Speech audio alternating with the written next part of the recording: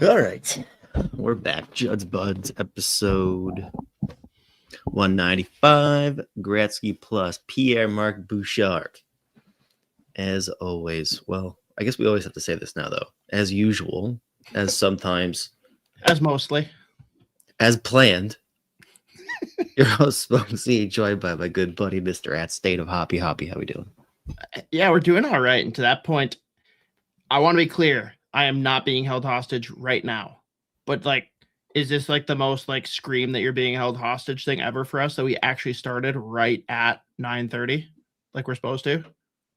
Yeah, I that means this is going to be a complete shit show. Unlike most weeks. Yeah. No. It's never a shit show. We never go off the rails. The internet always works. I never have technical difficulties. Nothing ever bad. Like nothing. We've never ignored the outline. That's never happened. No, we've never done that. We stick to the script. We're pretty good at all that shit. On that front, why don't we just jump right into this hockey stuff? I know the outline hasn't started outside of follow the order. We might as well just jump right in with the game that just happened, and we have to because you and I were literally like 10 seconds apart on our immediate reaction to the way that the Minnesota Wild opened the game. The ceremony for all of the players who will be attending the Olympics, and poor Cole Caufiled and Lane Hutson.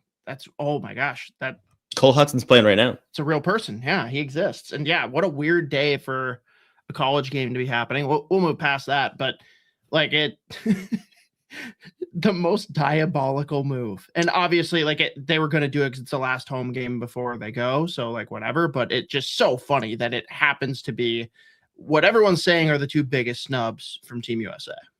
The Olympic send-off, the pregame ceremony with those two on the opposing bench. I was really disappointed that we didn't at least get one shot.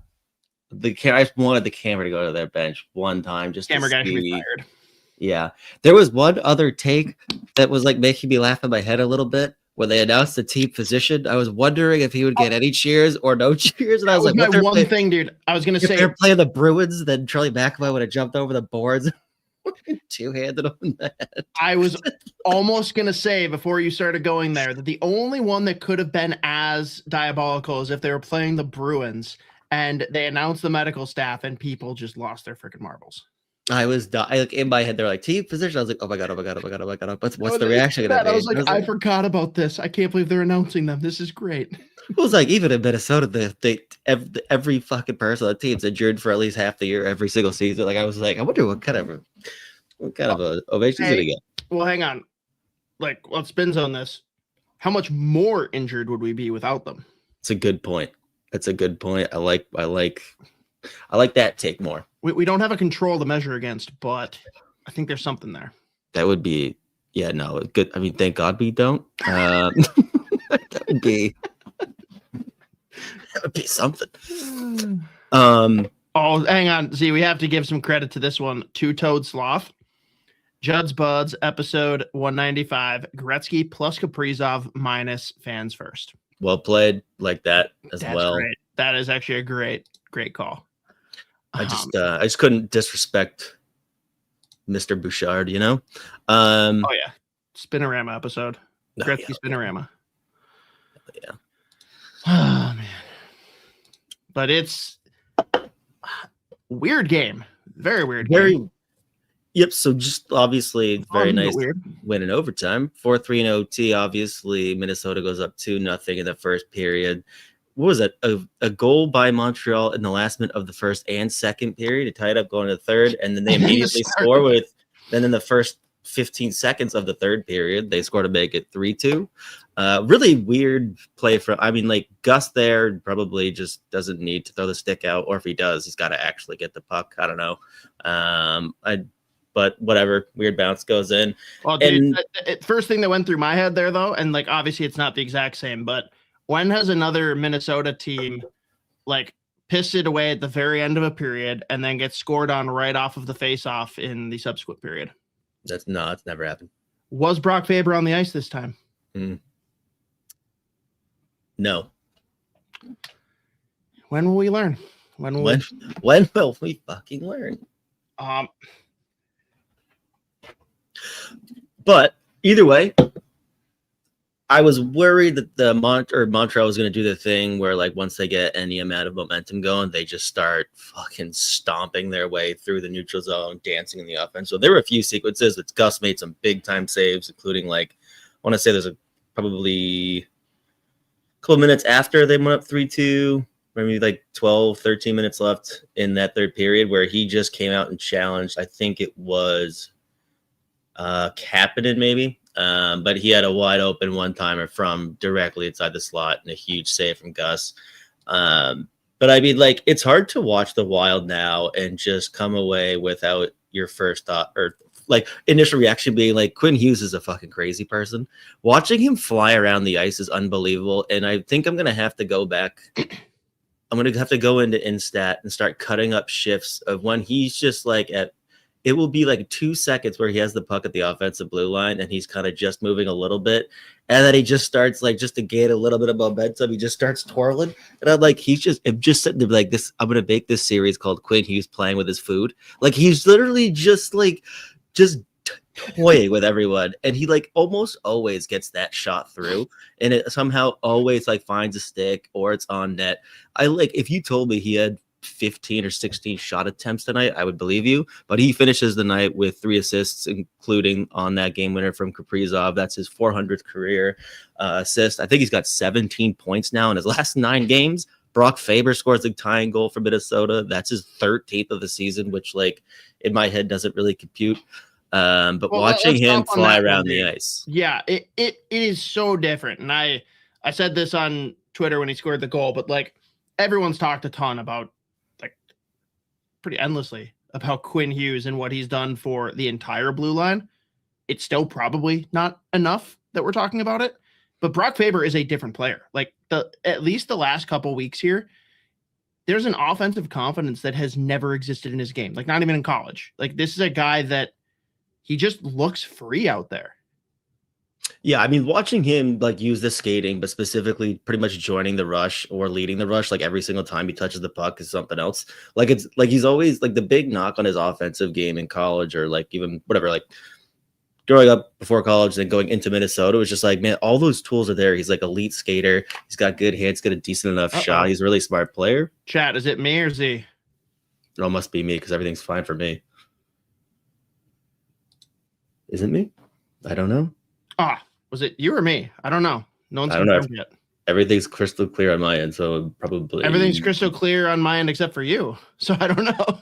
Sick. Oh, was I there the whole time for you? Like, could you hear me? Yeah. Oh, then it must be me. All right. That's our answer. Okay, great. But realistically, the like with Brock Faber forever, like before Minnesota, and then even at his time at Minnesota, up until probably like that last season where we really started seeing the points take off more than like we were expecting beforehand. But like he's always had the tools. He's been like a high-end skater. He's got good hands. He's really smart with the puck. Obviously, it was like, and we talk about this a lot with like any defenseman with a lot of tools that just like they don't experiment with them enough. And like it's funny, just like the Quinn Hughes effect, where it's just like all of a sudden now Faber's fully going for it and just willing to try everything and unlocking just this part of his offensive game that like probably has always been there. Like he's had that kind of potential, but he's always just kind of been either whether it's coaching or just like naturally his inclination is just like play it safe, make the right decisions. And even then, like, I mean, we saw him in his rookie year, legit offense. He was over 40 points. So it's always in it. But now he is legitimately jumping up on every rush. Like the amount of times I've seen him with the puck behind the opposition, that I'm like, oh my God, he's in Gretzky's office right now. What's he doing down there? This is insane. But like just watching the cycle game too with those two on the ice, it's incredible. But Quinn Hughes, man, I just like, again, when the initial package come out, obviously there's that sticker, just like the shock of the price tag. But like, I'll make that trade 10 times out of 10 again, even if it doesn't. If they fail to make it out of the first round ever and he doesn't resign, that's going to sting. But at the same time, like, it's just like, it's something that just had to happen. Now you look at the scoring on the back end, like beyond those two as well, like even depth scoring, it's like when they're on the ice, usually there's offense, like you have the puck. So I think that they're not just influence each other, but like even just creating more offense for the forwards whenever they're on the ice. But it's, he's just been, what an addition. Well done. Well, and on the Faber topic too, like we can't just glance over last game. Oh my God. Posterizing Evan Bouchard, which I feel bad because like great play, like good goal. Evan Bouchard did 90% of the work on that. He like he did like, remember we would talk about Klingberg? It is just floating off into like another game. That's disrespectful. Well, no, it's just like he just didn't move. Like it was like just like juked him a little. I was like, oh my God, he made it look so dumb. But that's stuff I'm talking about too. He's just like hitting the offense. He threw the neutral zone into the offensive zone at full speed, and just like when you're able to move that well and keep the puck on your stick, just like the slightest little bit of deception, whether it's a head fake or a stick fake, whatever it is. I mean, like he creates that much separation. Bouchard was just, I mean, in the dust. His mixtape, both good and bad, is insane, by the way. Like, there's countless plays that Evan Bouchard is doing something incredible with the puck. And, I mean, just look at the Stanley Cup clinching game last year. Oh, my God.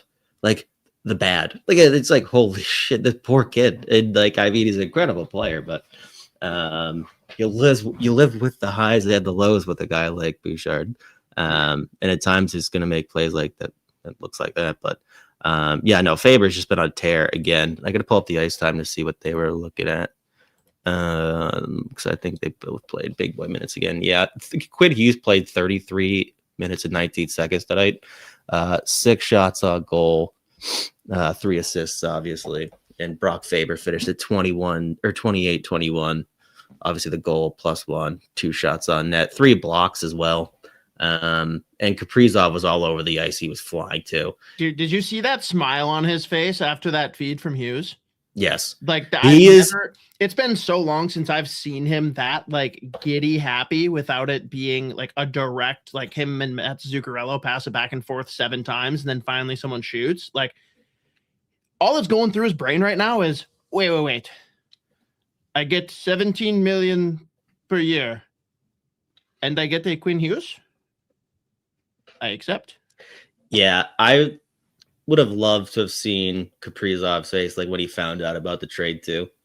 Like that's the thing where it's just like Kaprizov's had Zuccarello is just like good buddy, and I mean Zuccarello just continues to just be nasty. Like he's just, I guess, just never gonna be bad. And obviously he's been on the tee with Boldy. He had Fiala for a couple of years, but like adding a legit, whatever you want to call it, top 3 player at his position on the team as well. Like, I mean, he's loving life with Quinn Hughes on the ice for sure. And the more they could get Faber and Hughes on the ice with Kaprizov and Boldy at all time, like whenever they are chasing a goal, you could just throw those 4 over the boards plus whatever center you want, really. And the ice is just going to be tilted. So again, we'll see we'll talk about what they want to do at the deadline here, but a couple other things from this game I still want to touch on as well. And actually, this kind of still ties into the deadline thing. I am starting, like, Yurov and Tarasenko right now together. They are dishing. And Tarasenko, like, I think it's probably just because he's been healthy. He has looked like 10 times faster than he did at the beginning of the year. Probably it's just him being comfortable in a new spot. And they're starting to figure out the line combinations a little bit. But I think him and Yurov are really starting to create some kind of connection here. That it's been like some of the passes from Yurov today. That one off the rush, that ridiculous stretch pass from Spurgeon, then fucking Yurov collects it and just does this little cross eyes UFO right on the tape for Tarasenko off the post, off Dobesh's helmet, and it lands on the net. That was unbelievable. Having Bill Guerin live on the call with them for that, and they're like, "Whoa, what is this?" And Bill Guerin's like, "I can't even explain to you what just happened." And then Karts explains it. He's like, "Okay, thanks, Karts." He's like, now I get it. Thanks, Karts. Also, if that was like the perfect cutoff too, because he like just asked him like a hard hitting question. He's like, "So like with different like trade rumors going around, these guys are on social media. Like, how do you reassure the guys? Like, what are you doing behind the scenes as we approach the deadline and stuff?" Then that happened, and he's like, "All right, well, thanks for having me, guys." And then he was gone. Sneaky bastard. I did love that. It's like, oh, now I get it. It was like the reverse draft curtain. He like slipped out of the curtains instead of peeking in. Yeah, it was really funny. I was like, oh, now I get it. Thanks, Karts. Okay, I guess it's not that hard to explain. Fuck me. Yeah. And again, like, but still, like, I mean, I am loving Daniil Yurov's game. Obviously, like, he's popping up with points here and there. Obviously, he's not all over the score sheet, but I mean, he is making tons of plays. He's like killing penalties as well now. I think long term, his potential future is like a legit center in the league. But again, if they can bring in someone that can fill that top six center role for him, and then he's probably on that third line with Tarasenko and Hartman, maybe, I don't know. Well, tell me this. If they can't, like, if there's just no right move out there, they get outbid everywhere, decide they want to wait until the summer, can we get away with Hartman centering Kaprizov and Zuccarello?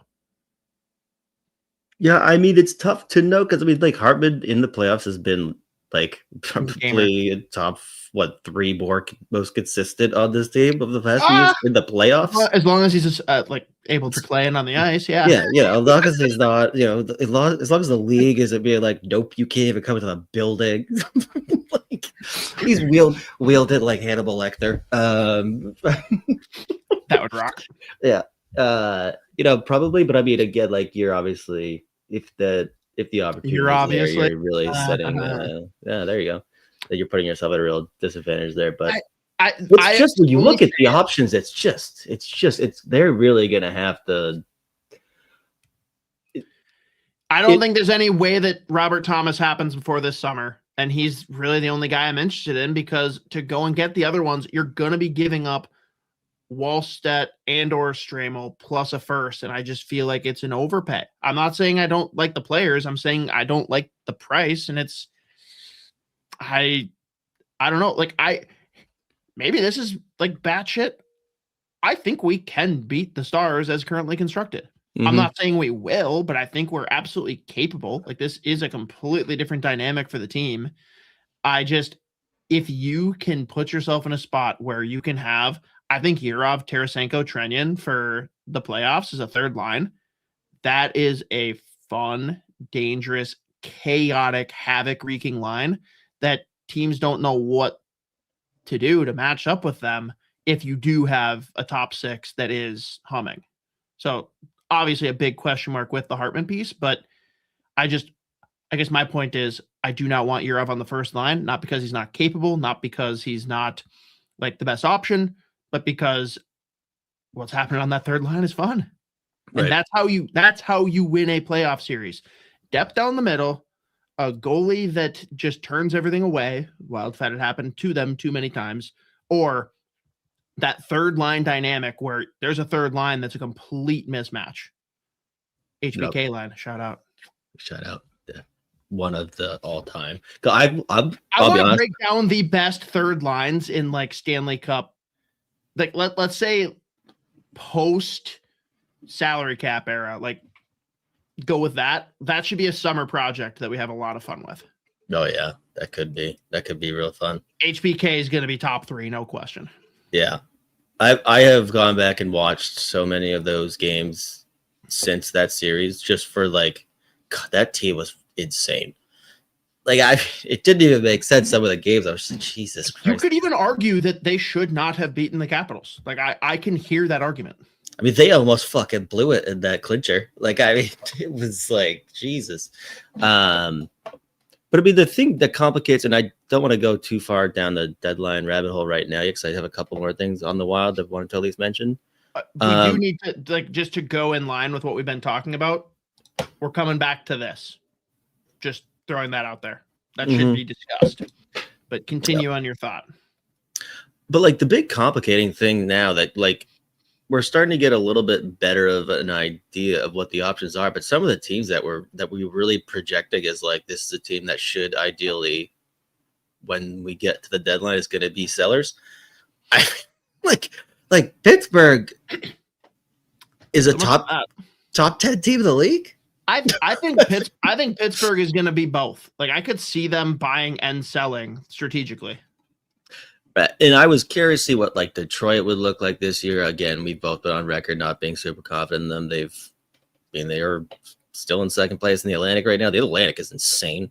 I mean, the fucking Penguins are in second in the Metro. Islanders are in third. Remember earlier this year when we're like, yeah, the guy we're going to get is Tage Thompson. I have never been saying that was going to happen. I just want to be on record with that. But saying that's the guy to go after. Now that's just like so far from even being a possibility. Even if we had the assets, like, nope, they're good. Thanks. Right, they're firmly. As soon as they got a new GM, they were set. This run that they're on is outrageous, and I mean fun. They just pounded. Call it what it is. It's fun. Oh yeah, it is. They are a very fun team. My God. I'm going to bring it up pretty much every episode now. Just how correct you were about one Zachary Benson the 7th. So good. He's next up on there. They need to get that boy locked up long term. That was peak draft day misery for me. I was so convinced I was getting him. I was so convinced. Yeah, tough. What can we do? So we got two things we've got to cover here on Wild, and take whatever direction you want otherwise. But the one that I just threw up on the screen regarding the potential mashing of a super line, or we're definitely going to get to our boy Cam Myers, who continues to be just an all-out superhero, throwing in the super chats. What do you want to hit first? Do you want to hit trades, or do you want to hit super line? Can I just one more wild thing before? Yep. Another player that I at least wanted to highlight, and unfortunately, the one big negative from this game is Damon Hunt leaves a couple minutes and gets that puck up the throat. Looks like it went off his stick and then rode up on him. Looked like he was in some serious pain there and didn't come back, obviously. But he's been outstanding. And again, like that's a player I was listening to. Must have been Russo and LePan to talk about it, and someone asked him a question about, like, you know, when Bogosian does get healthy, what do you do? Like for me, it's just like, well, Damon Hunt's in the lineup. I mean, he's in the line. Damon Hunt plays. Like I don't care. Like this kid is a legit NHL player. Was Middleton kicked to the curb? I don't care what it is. Like Damon Hunt for me has to play. Like that's the thing. I just like, dude, he's been so good. Or is he going to be a trade piece? I don't know. Damon Hunt 1C. I've seen him forecheck the hell out of people before, and I know he could still do it if he so. Just tell him he's playing in Moose Jaw. Literally spend the entire Olympic break teaching him how to take a face-off. Yeah. But I at least wanted to mention Damon Hunt just because I think he's been so good, and again, really unfortunate. Obviously, just under a couple minutes into the game, takes that puck up high. Hopefully, nothing too serious, but. He's earned every minute of ice time he's got. He's been really good, and he looks very comfortable as an NHL player. So we'll see what their plan is for him long term. But for me, that kid should be playing if he's healthy. So hopefully he sticks around beyond this year and beyond the trade deadline because I like the kid.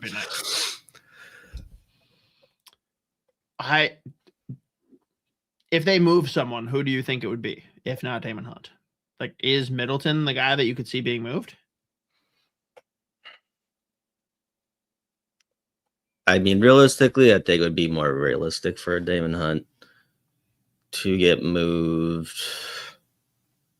I don't even like but like, especially also, I think Middleton's a big time locker room guy. Obviously, I don't think they would want to move a guy like that. I also don't even know how much, like, what his value is, but I mean, you also probably end up having to move out money too. I don't know, but I really, who is the cap dump if we actually make a big boy move? That's something we'll probably have to talk about in future episodes. Yeah, that's gonna be a We big got a one. whole Olympic break to talk about that shit. Yeah, that's like the worst part of the whole It is, yeah. like assessing, because like for a while there, honestly, Who is like, going to be the Ryan Whitney? yeah, I mean, like, and for a while there, despite what we were saying literally like 5 or 10 minutes ago, like coming into the year, like the guy that was like, hey, if you're gonna make a big move and you need to move someone off the roster, like Ryan Hartman was firmly in that. I mean, I think for a while he was still on the Athletics big trade board, up until like a couple weeks ago. I don't know if he still is, but that was a guy who's like making a couple million only for what, another year, 2 years, playoff. I mean, I don't know. It's just like that was where they're at with their current roster. It's just like you've got young guys, and then you got guys that like, you know, the careers of Boldy, Eric's like, you're not moving them obviously, but yeah, I don't know. It's what's gonna be tough about like how you approach this deadline, because you're gonna have to move out money, you're gonna have to move someone off the roster. So Brodeen's gonna be a conversation I would imagine they have in the summer though. Yeah, I would think so. And he is a guy that, like, for the right team, there's a ton of value there.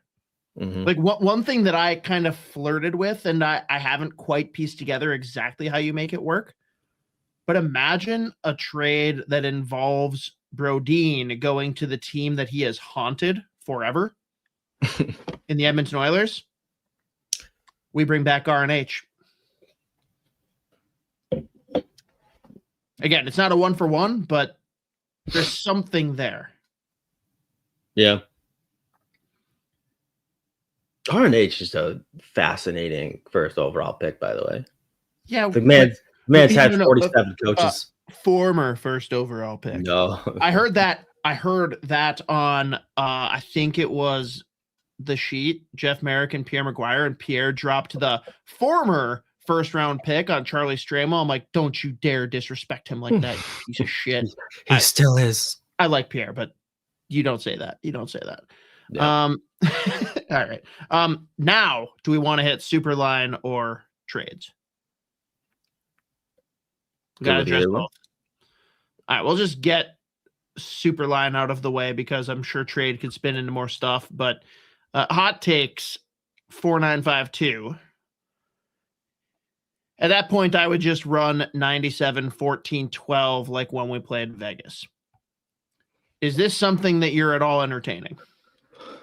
Yeah, I'm assuming that was when we were talking about like maybe they don't. Right.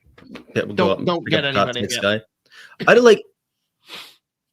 It's tough to, because like I wonder if that's more something that you like, you have your set lines or whatever, but like in specific moments, whether it's just like game situations or whatever, you have those three on the ice together at the same time. Dude, you're just thinking exactly what I'm thinking. I love it. I feel like that's the most realistic, but as far as just like set lines, if the game's going how you want it to go, but like I don't know, if you need to push or you're getting, but like you have to throw them all over the boards, then you do that.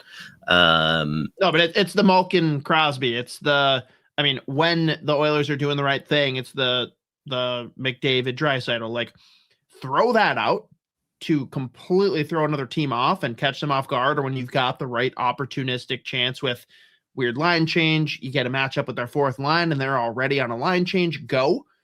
But I'm not someone that wants to see that be the regular line, because now you're just killing the depth that you've built, where you've got the Zuccarello-Kaprizov dynamic, and then you also subsequently have the second line that has been incredible for you. They were full vying tonight. It's just very different to me when you look at the individual parts versus the sum of all said parts. Yeah. And I just thought Two Totes Loth threw in there. I think you need to add a middle six winger if that's the plan. Yeah, I would imagine that was more so just like if the player they acquire isn't that top six center, but more of like some kind of depth option. Like what if it was like a Blake Coleman who's going to be way too expensive? Yeah, not paying that. He's really is he good though? My God. In both senses though, like acquisition and that's a big cap to throw for that type of player.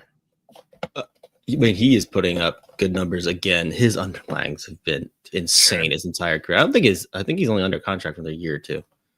I thought he had at least 2 left.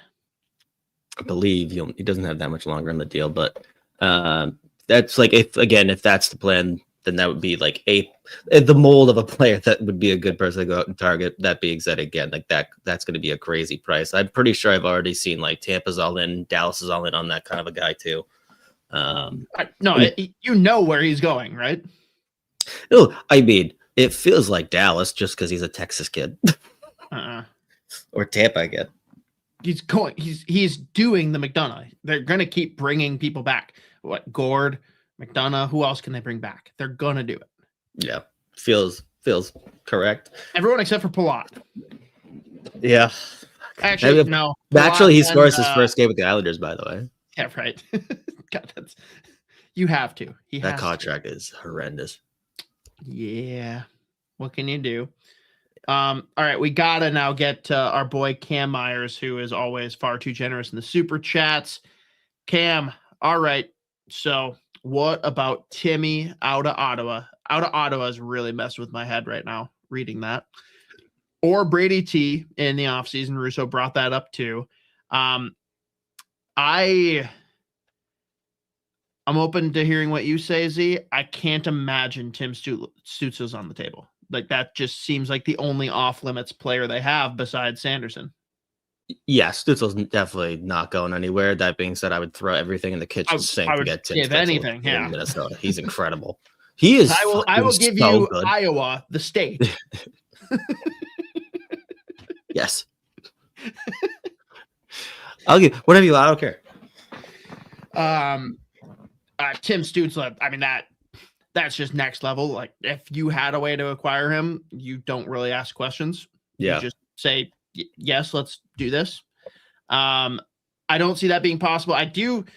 Apparently, Brady Tkachuk leaving this summer is very possible. And of course, we're going to continue as the Minnesota Wild, as is required by law. We are only allowed to get skilled wingers. We cannot get centers, but if that's who's available, I'm fucking going. I don't care. Let's do it. I can't imagine how much that's going to cost, though. Yeah, we don't have Huberdeau. Yes. That's a key component. Poor Calgary. Don't have Uyghur. I don't know how we make it happen. I mean, do you think that Brady Tkachuk to the Wild this summer is even remotely feasible? I mean, is it feasible? Sure, because I mean, Bill Guerin. That's what I'm asking. Not is it going to happen? Like, feasible is the key. Again, I look at the pieces they've got to move, and outside of them making other acquisitions to acquire more pieces to move later, like they would, and Russo, this is something Russo's floated, which I can't possibly see it happening. But the idea of, like, again, this is not at this point realistic at all. But if you could somehow, like, let's say they move Jiricek again, and someone wants to give up a first. Like, if some teams out there, the only reason I even bring it up is because Russo did with Nashville. Yeah, except that's out the window now. They don't have a. Do you have any? I don't know what's going on there. It's just all out chaos there. But yeah, I think it's intriguing because they are a team that needs a goalie. Yeah. Right. And famously, they gave us our starter. That stings. Yeah. I mean, yeah, you're looking at that one again, but like, I mean, you're giving up a lot. Oh yeah. I mean, and that's to like be a honest, you you're probably giving up Yurov if you're getting Brady Tkachuk. I don't see a way around that. Yeah.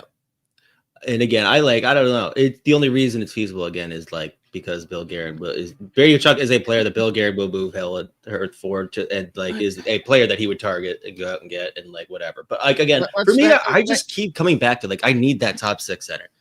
Agreed, but bigger than that, you got to start thinking about cap allocation too. Right. Yep. In what world can you afford Kaprizov and Hughes and Boldy and Brady Tkachuk? That seems like a big stretch for me. Mm-hmm.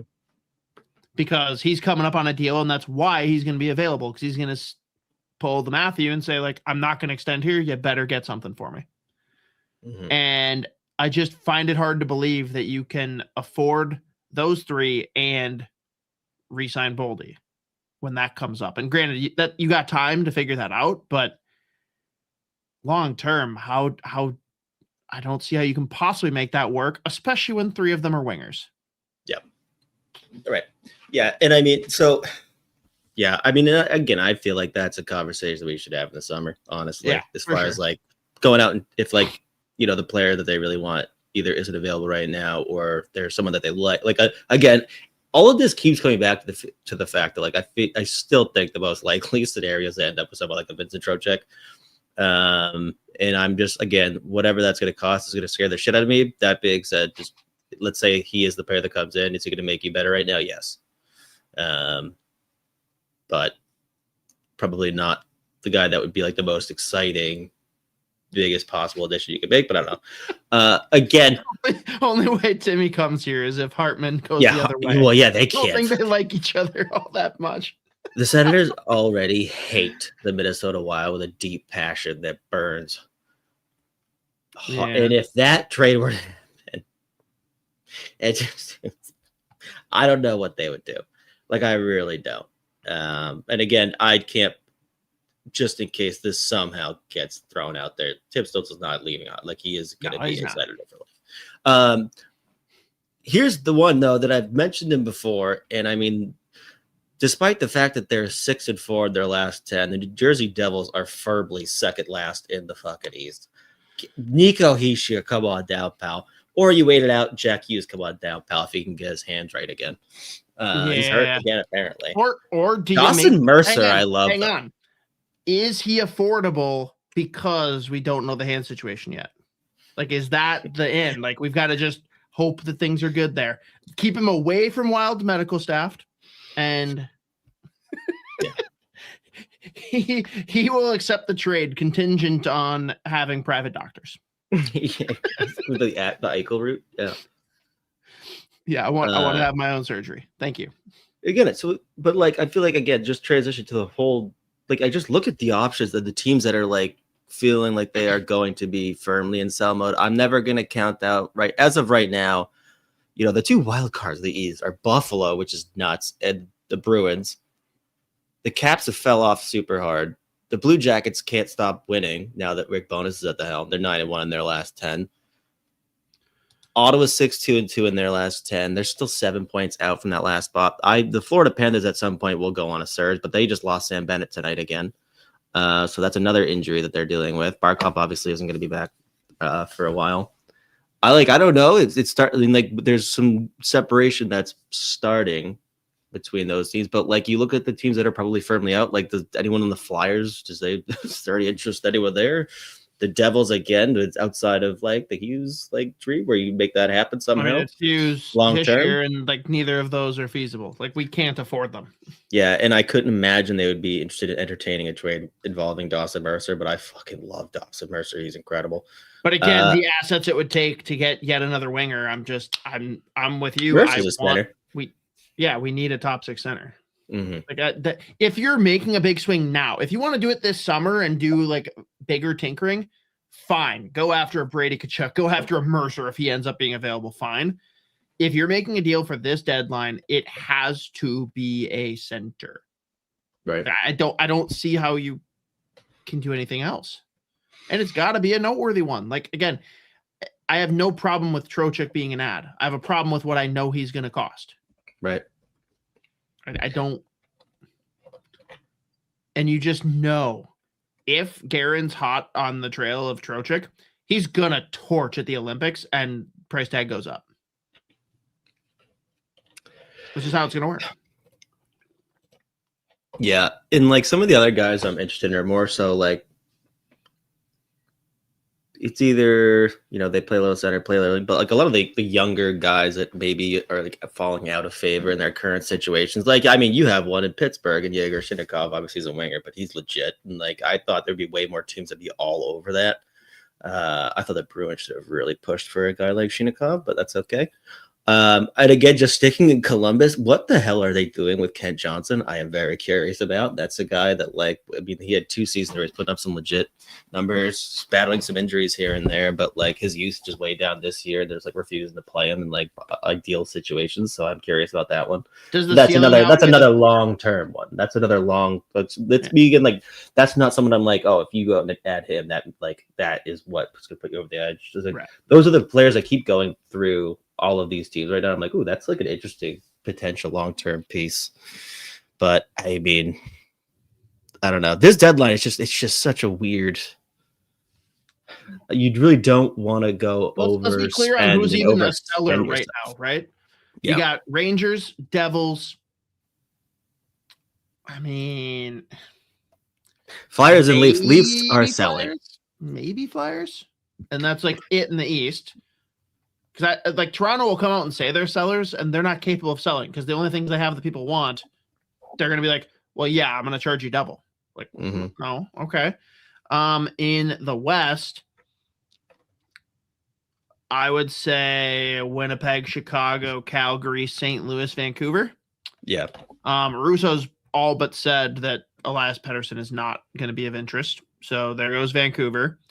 Blues. Instant Shen for the right price.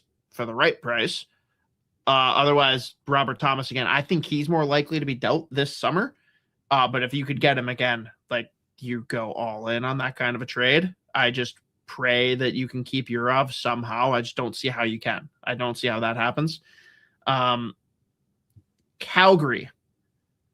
What's the price tag going to be for Kadri?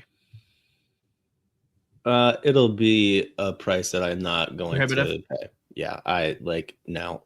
And I mean, he's still got what, another 2-3 years? I thought 2. Making, I'll confirm. It's 7.5 or something like that. And I think he's 35 now. Yeah, but I don't even care. The way he decent chance is he gets playoff suspended. Yeah, getting suspended 3 years in a row. You know what? Until he didn't do it once. Are going to be Bash brothers. They'll be best friends. The fuck, I go get Cade as well. No, thank you. No, thank you. Kane, Kadri, and Hartman, third line. There you go. My God. They lose in the first round. All 3 of them have 150 penalty minutes. All right, you can sell me on this. Let's see. He has passed this year. He's got 3 more years after this. Yeah, I'm not. I'm out. Absolutely not. I'm out. All right, say no more. Oh boy. Yeah. Pretty limited. I guess the one that's going to be talked about a lot. I think there's going to be a lot of smoke here, and I want 0 of it. 0. Absolutely 0. Which center out of those teams in the West that I just named do you think I'm talking about? Teams being, I'll go from the bottom up. Vancouver, St. Louis, Calgary, Chicago, Winnipeg.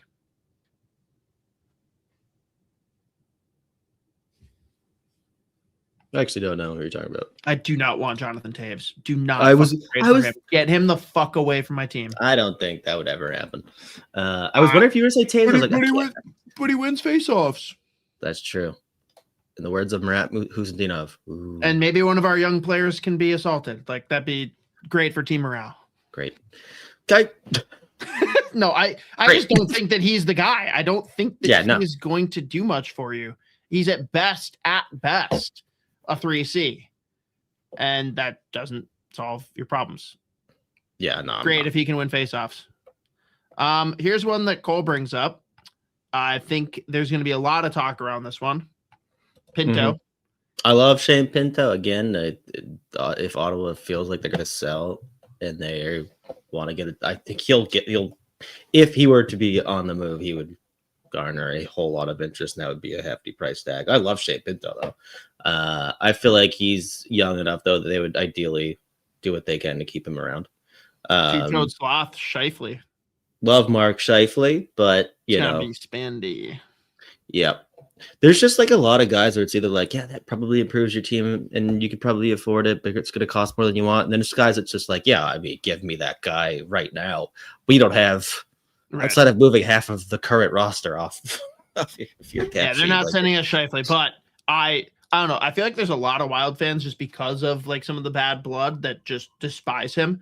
I would sign up for Mark Scheifele in a heartbeat. I think he's such a good fucking player. I think he got, I won't say he got jobbed, but he's absolutely a guy that was on the periphery for making Team Canada.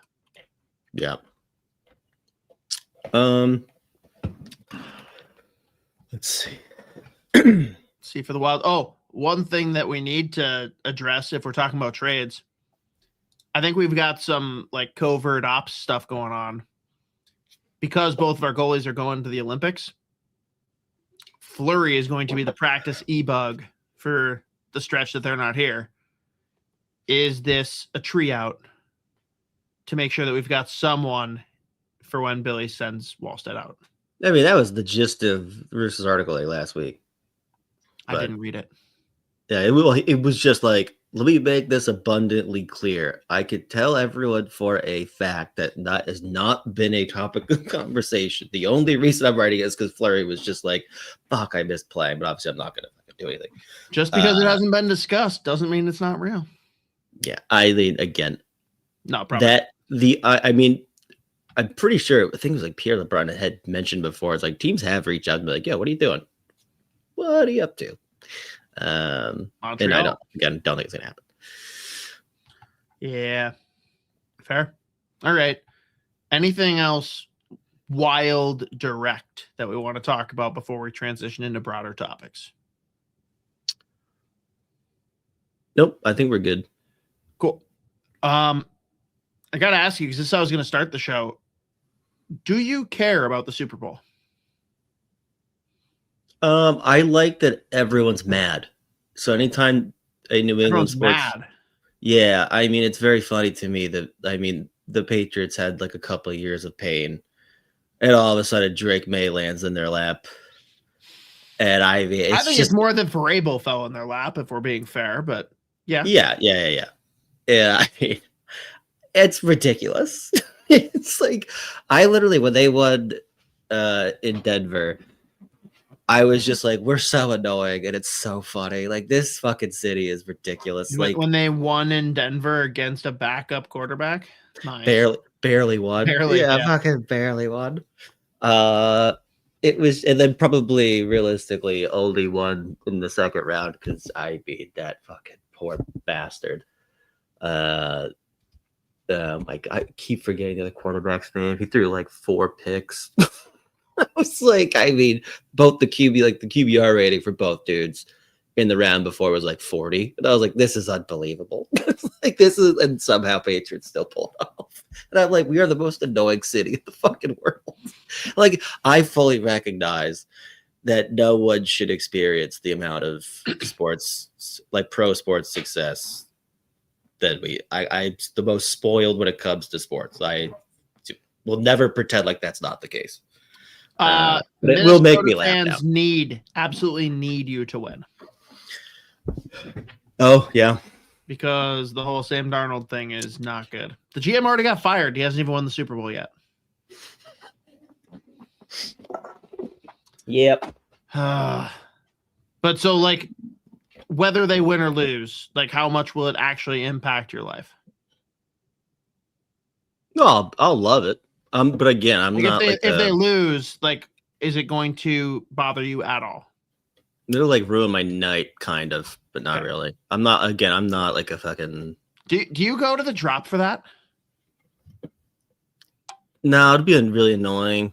Maybe if it's possible, actually. Because really, where will you watch the Super Bowl more than? It'll either be at my buddies or at the drop, I guess. Okay. Does your buddy work at the drop?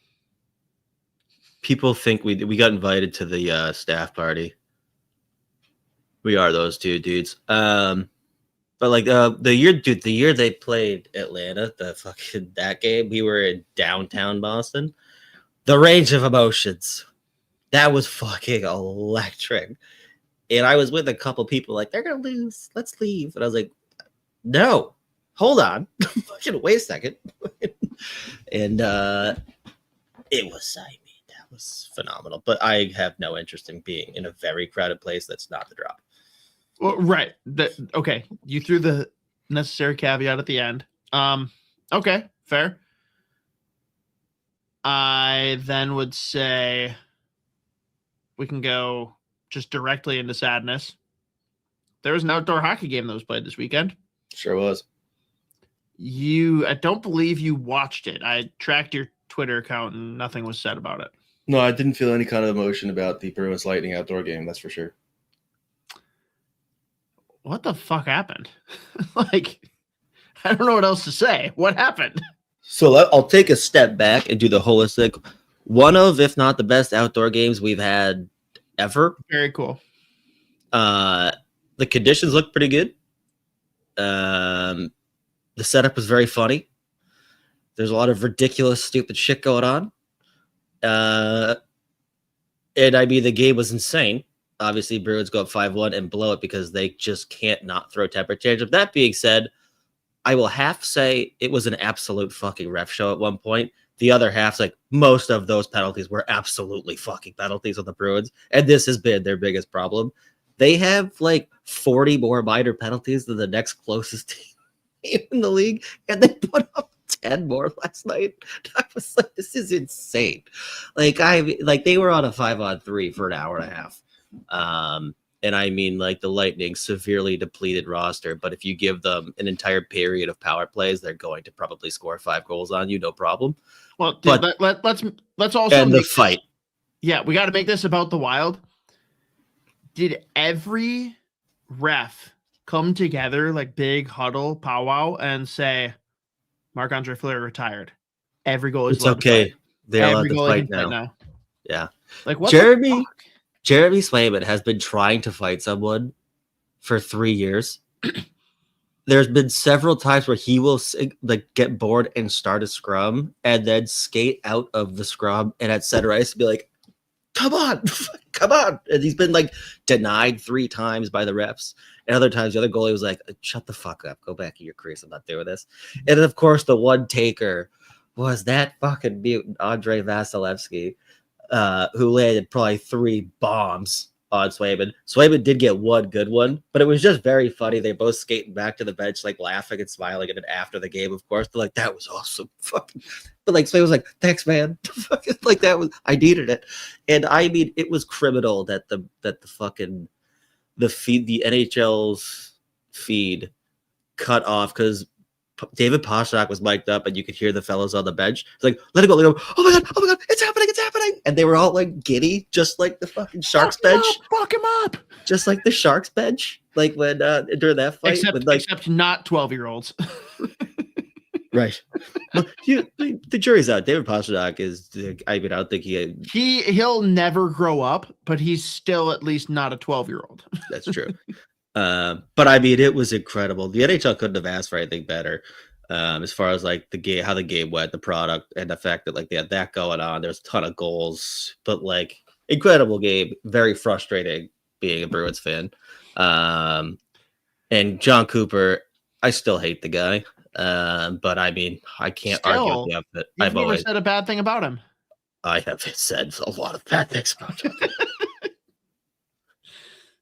But that's like, so that's the big thing with the Bruins this year, though. It's just like they have like they have a bottom 8 PK and they live in the penalty box. Like when you look at the win streaks that they've gone on, they're either winning like 9 of 10 or losing 8 of 10. It's crazy this year with how they've played. But it's just been they get themselves into penalty trouble and they can't kill the penalty and then they just like keep doing the same shit. So it's just been a very weird year. They somehow keep scoring. If you look at Jay Fresh's stats, by the way, as far as like teams that are like goals scored above expected, the Bruins are like 8 clear before I think it's the Avs afterwards. And it's just crazy. Which is not supposed to be how this year went, but that's whatever is what it is. But at one point, once it was like 5-3 and they just could not stop taking penalties, I was like, I mean, they're going to blow this. I'm just praying they make it to overtime. And I mean, I guess they did. And then fucking penalty, they took 2 more penalties in overtime. It's like, fellas, oh my God, this is insane. Sometimes but it was scratch the itch, man. It was crazy that like, obviously it's a 6-5 shootout loss, but Jeremy Swayman was fucking incredible for the Bruins. Like, I mean, and then after That 10 power plays and Vasilevsky. they only score 5. Yeah, I'll take that. Some of the saves they make was nuts. Vasilevsky made some fucking unreal saves too. But it was, I mean, again, if you're just a hockey fan, not a fan of, well, realistically, just not a fan of the Bruins, that was a great outdoor game. It was very entertaining. And if you're like an NHL fan, you couldn't really ask for anything better. Not a Bruins or a Panthers fan, and you're happy. Well, I mean, the Bruins, Panthers, at this point, the Panthers are probably a little boring the Bruins pretty much all the time. So No, I'm saying the Panthers wanted to see Tampa lose. Yeah. But all right, fair. So let's talk then. I don't know what's happening or why or what to make of this, but Barry Trotz is soft resigning. mm-hmm. What do we even?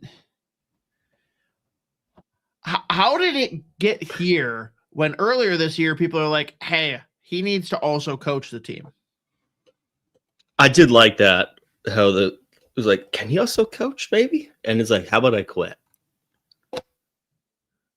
That was neither. Maybe that's what it was. Maybe they tried to make him do both. He's like, fuck you, I'm out. Yeah. I don't know. I saw this earlier today. I was like, well, that was obviously incredibly unexpected. But you just look at like what's the big moves that he made when he comes in. It's just like they should. I mean, and really, it's just been like the past month and a half they've started to play better. But like, it's insane when you look at the players they brought in and like how much worse they got. Was it his first year as GM or his last year as coach where it was like they did the half sell, also acquire a couple of guys and still made the playoffs? It was a really good series against Vancouver. Was that his first year as GM or is that his last year as a coach? I can't remember. Well, he wouldn't have been the coach there. Oh, right. Yeah, no, I couldn't remember if he was the GM. I've spent in the league. I feel like he came in right after that. I don't know. Not sure of the timeline. I don't know. Either way, like, it's just obviously nothing's really gone right since he took the job. So, even though everyone thought everything went great, like to fail so monumentally when public opinion was holy shit, watch out for the Predators. We were all Barry Trotz. Like, I don't know. Yeah, I mean, again, I remember when they made last summer they make all those moves, bringing all those big contracts. It was just like, it feels like a lot of players to bring in and hopefully like it all clicks. But in theory, you look at the players like, yeah, that should work though. And obviously it just has not worked whatsoever. But it's also pivoted to, there are people that are saying the Wild should trade for Stamkos. So like, it's come a long way. They're doing better. And that's why it's the weirdest. It's like they're on the rise and doing better. And he's like, yeah, I'm just not stepping out. Yeah, again, I haven't even looked into the story if he had what other comments he made, if he was just like, I'm out. But I mean, whatever. I don't know. Yeah, they're gonna have to get a new shirt. But yeah, I don't really know. I don't really have a whole lot on the whole Barry Trotz thing because it was just like, what the fuck? That was unexpected. It's more, I don't know if this makes them more or less likely to be sellers. Maybe slightly more, but I really don't know. I mean, unless it feels I think what needs to happen, I think Barry Trotz needs to sign a contract extension for Koskinen as fast as possible. There you go. Just I like that. I like where your head's at. I'm all in. The blueprint is out there. There you go. Let's see. Yeah, I don't know. I don't really have a whole lot on the whole Barry Trotz thing. I was just very surprised. It was a very weird time to do it right before the Olympic break. And obviously after that, there's only a couple weeks before the deadline. So it's a great time to do it. And I don't know. I didn't see if they were going to have someone come in or if he's staying and then stepping down or if he's just immediately out. This is him being a coward. And he's like, I told Ryan O'Reilly that I would stand true and keep him here if he wanted to be here. It's like, no, we got to trade you, dude. But I can't be acting GM when this happens. So I'm going to just be on my way out, but I'm still going to trade your ass. Disappear into the bushes. Man, I mean, we kind of hit on everything NHL wide that we wanted to. Is there anything that I'm missing? We talked about how sad the Bruins made you, how the Penguins don't make any sense. Buyers and sellers. I think we're okay to move on to college hockey. Yeah.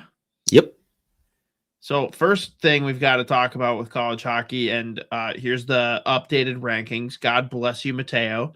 I still personally, I know I'm going to get pushback. I still think Michigan State's the best team in the country. Not Michigan, but whatever. Like, we're splitting hairs. Hopefully they're both playing in Vegas, if I'm being completely honest, because they are both so fun to watch. Oklahoma State's going to be a D1 hockey team, Z. That got firmly shut down. Mike Grinnell is just such a smart guy. I'm not touching it. Not touching that one. I'd like, yeah, no. If anyone also wants to hear a very deep dive on why it's not happening, again, called up Prospects podcast. They Robinson did a really good explanation. Yeah. That being said, it would be very fun, and they would have sick jerseys if that was that. But if you have to follow up your big post that goes viral, like half hour to an hour later, and say, by the way, here's like 20 caveats that I'm going to go on and on about. It's like, okay, so this is all bullshit. Thank you. Yeah. Thank you. Come again. Again, would be cool. I want more of those big schools to have those. If there's a team that's going to find a donor that's going to make the jump, it's UNLV. We've talked about it. Mm-hmm. Very fun. Mm-hmm. But yeah, that was just somehow that became the big talk for like a couple day news cycle. I don't know. That outdoor game. Wow. Big attendance, really fun game. And there's two key players that we have to spend a decent amount of time on here. You take your pick. Which one do we want to start with? We'll start with Gavin McKenna just because it'll be easier to go through. I mean, he was awesome in the outdoor game. He was flying around, finished three. He's been awesome since World Juniors, hasn't he? Yep. He's been really, really good since the World Juniors. Put up another 3 points in the outdoor game against Michigan State. I think he took another misconduct in that first game, which, by the way, the night before they played at Penn State indoors, and that game was insane. I think it was 6-3 Michigan State. It felt like every single shift there was a massive scrum right before Michigan State went up 3-0. Charlie Stramel absolutely crushed this kid. And it, like, again, 45 seconds later, puck ends up in the net, and they have to go back and review the hit. And like, yeah, no, there's nothing. It was close to being a bad one. The obligatory mention. Leo on a Gruba. Scale of 1 to Leo Gruba, how bad was this hit? This one was bigger than the Leo Gruba hit. I mean, he was right at center ice, and that poor kid had no idea what was coming. And I mean, he drove up right through his chest. The kid was in orbit. And again, the sound it made on TV was incredible. And again, 45 seconds later, ends up in the net to go up 3-0. I think it was the 3-0 goal for Michigan State. Because that first period, that was just a murder. Then Penn State eventually came back into the game, but they had to go back, review the hit. They reviewed it for a little bit. I was wondering, just because like it was close to being too high, and like, you know, his momentum took his skates off the ice, but I mean, it was a clean hit. But I was wondering if it's college hockey, you never know. But either way, Stramel was a monster in that one. I think he had another assist. Weird. But that first game was incredible. It was literally just brawl scrubs after every. Like Colin Ralph was getting the business from this. I forget, was it Doyak? Yeah. On Penn State, it was so funny. Ralph was like, "What the hell are you doing?" Because I think Doyak's like 5'8", 5'9". He was being a little bitch. It was so funny. Just a rat fuck, and Ralph's like, "What?" It was awesome. I loved it. It was great. But that game was nuts, dude. It's the weirdest thing. If we go back to draft night, where Wild fans are cursing his family and any future generations for being drafted by the Wild, now we all love him, and he's playing too good. He's too good. Billy cannot resist but including him in a trade package. because of how good he's doing. Like it's the weirdest, like counterintuitive thing. And Mateo's got here an excerpt from the Twitter. As a Wild fan, I want him to work out, but bro was mid AF as a underclass man. I'm going to read it that way because there's a space. Be better at grammar. And transferred to a pretty loaded Michigan State program, which his stats got notably better. I don't know. I'm just always skeptical about first rounders who spend 4 years in college, but what do I know? So I think the gist of this is, yeah, he's only good because he's at Michigan State. We've talked about this in the past, but I'll just let you briefly debunk that. Yeah, I mean, I'm not gonna like go off on that. Like, I think you can read that one or two. I'm not saying go off. Totally I'm saying debunk totally. it, though. Like, just like, because I do understand from some fan perspective. It's like, I've asked you this before, mostly because I wanted to hear you articulate it. But it's like, is it leaving Wisconsin or is it being in Michigan State? And is it like, where is the balance? But it's like, we've seen him do it with so many different skilled players. We've seen his game evolve as a product of that. He's not just like sitting here picking up phantom stats. Like, this guy can fucking play. He's the best net front guy in college hockey. That's not a product of the team he plays for. Yeah, no, I think it's a combination of the fact that anywhere else other than where he was at. First of all, the fact that he's as a freshman in his draft season, like hadn't been drafted yet in his freshman year at Wisconsin. Obviously, it did not go great. And then, I mean, the coach change happens, also not great.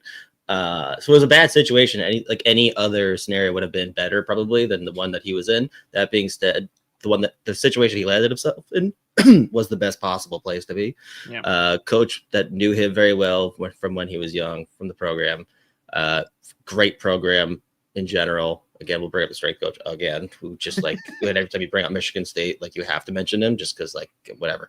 But it's one of the best run programs in the country, and I mean he lands himself in the perfect scenario, and I just takes off. And every bit of skill, everything that he did, leading up to his draft year that made him a potential like mid first round pick, like you just start seeing it in his game again. Has evolved, the decision making, the high IQ, like I mean the skating at his size is incredible, the hand skills, like how good he is net front. Nightingale again has said he's like the best net front guy that he's ever coached, and Nightingale's coached a lot of really good guys. But I mean his game is just taken another step in transitioning back into the outdoor game. 5-4 overtime win for Michigan State. Phenomenal game, back and forth. Stramel finishes with a hat trick plus an assist. The hat trick goal coming in overtime where he went shelf. But he also 7 shots on net, block shot. Night before, 1 assist, 6 shots on goal with 3 more block shots. Like he just does a little bit of everything. He just plays that NHL style that should translate very well. And he's shown, especially the last couple of years, that offensive upside that he had, that we knew that he had in his tool bag. Going into his draft year. So, I mean, he's just turned himself into a premier NHL prospect. And again, part of that, yes, at Michigan State, he's in the right scenario, but like he also has to be good enough to flourish there. If he survives the trade deadline, any chance that he's playing in the postseason for the Wild? I don't think so. I just look at the guys that they already have in their bottom 6. Again, like the piece that you're probably the piece that's not here potentially that you're adding is in your probably in your top 6. And Mateo told us ahead of time he wanted to throw this graphic in to illustrate maybe Bill Guerin should just relax a little bit on the trade front and not do anything too hasty. And this is a rare time where the Bruins absolutely dominate a trade.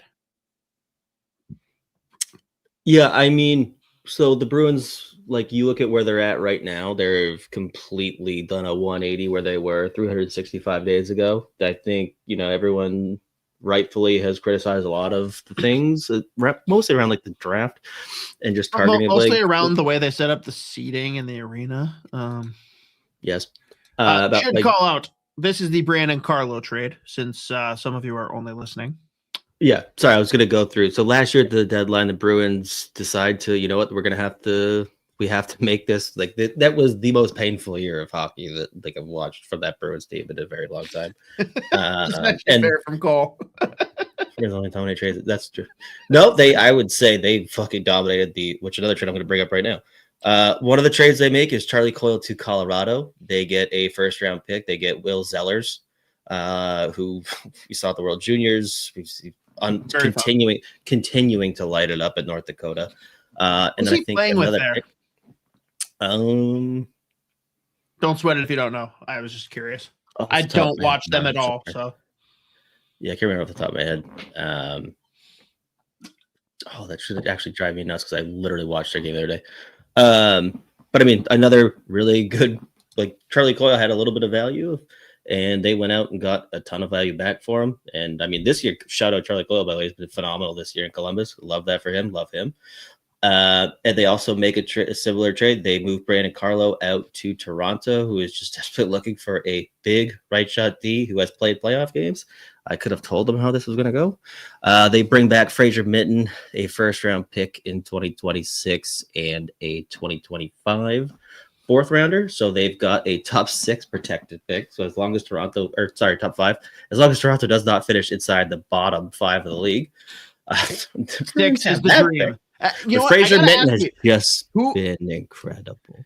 If it ends up being 6 and the Bruins get that pick, what is like your dream scenario? Like, who is a guy that you think could be there at 6 that you're like pissing yourself, a la like what we saw last year? Probably Tynan Lawrence, Chase Reed, Albert Smith's obvious. I think he might go higher. Carson Carroll's. I mean, one of them will definitely be available. So yeah, those guys. It's gonna be interesting to see what happens with Lawrence's stock. But not something we're gonna talk about right now. But I mean, he's got to be a Bruin. They're taking all the Boston guys. But the piece that I mean was so exciting was the fact they got Fraser Minten back, who is like he played a few games in Toronto, and I mean I've watched him a lot in Kamloops because he was playing with Caden Bankier and Kyle Masters in Kamloops, and you saw like pretty much the player that they acquired when they trade out Brandon Carlo was like some kind of version of like a Charlie Coyle, but like a little bit like probably some more mobility, show some more instincts, it just like some more just like I don't know, skill hockey. And this year he's just been incredible. Went off, was the rookie of the month obviously in January, and he's already producing, and he's probably 2 steps ahead of where I thought he was. So that trade obviously looks great right now. They also the kid they took with the 4th round pick, Vashon Blanner, who's very exciting, very long-term piece, but whatever. So now Toronto's like, yo, can we just redo that trade? Because Steve Dangle's like, yeah, no, we should. If the Bruins want to bring back Brandon Carlo, I know the exact trade package. You mean like the Sagan trade? You mean like the Tuukka Rask trade? Like, I think the point that was being made is there is no team that the Bruins have holistically dominated in trades. They've won other trades, but they've never lost to Toronto. Right, yeah. And then obviously, again, the Huzintinov Lauko for a Brazo trade, plus a draft pick, I guess. And Huzintinov has been, and Brazo has been great. He's been great in Pittsburgh. But that's what I mean. Like, so Boston did that. I'm very curious to see what the Bruins do at the deadline this year. They've got a couple pieces they could move off while not completely selling off. But I don't know. We'll see what they do. But anyways, it's very funny now that Toronto's like, yo, you want to just redo the exact trade for Carlo? And I feel like there's a lot of teams that are actually in this similar boat where it's like, maybe we're not 100% in on like, I don't know if we are actually fully buyers, but like we're not fully selling either. So it's just been a weird year, especially in the East where the standings are all over the place. But yeah, I know Mateo wanted us to mention this trade specifically. Yeah, but I was just dying laughing when Dag was like, yeah, no, I would love if the Bruins like to trade for Brandon Carlo again. And I can tell you the exact trade package I would ask for. It's like, you want to just like, yeah, it's the same thing. It's very funny. Yeah.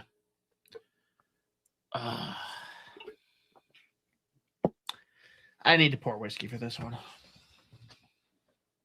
We are transitioning into the first positive Minnesota Golden Gophers, the first positive segment of 2026 after they put a beat down on Wisconsin. Of all teams too, I'm so glad it was Wisconsin. So that's it. That's all I care about. They can lose out the rest of the season. I'll still be sad.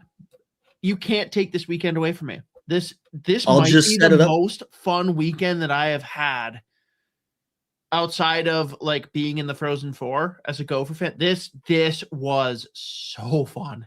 And just to outline this again, I also think Wisconsin had not won in the new year yet. I think they still have not. They hadn't won a game. I think I they knew are they were also down. on a I didn't know they were 7-game down that losing bad. streak. I think they are also down bad right now. So they didn't win a game in January? I don't think so. I think they are now also on a 7-game losing streak. How were they still ranked 8? I don't know. Wow. Let's see. Yeah, Badgers. Yeah, I know. Still no USCHO vote. 6-game losing streak. No, they won. Sorry, they won January 10th, and since then they've been swept 3 weekends in a row.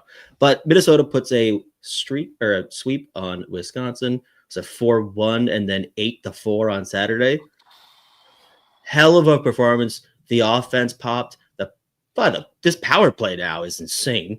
I think they now all of a sudden have the second best power play in the country. The power play was already insane, to be clear. That's the only thing. This year, they were in things have worked. 2 things have worked for the Gophers this year.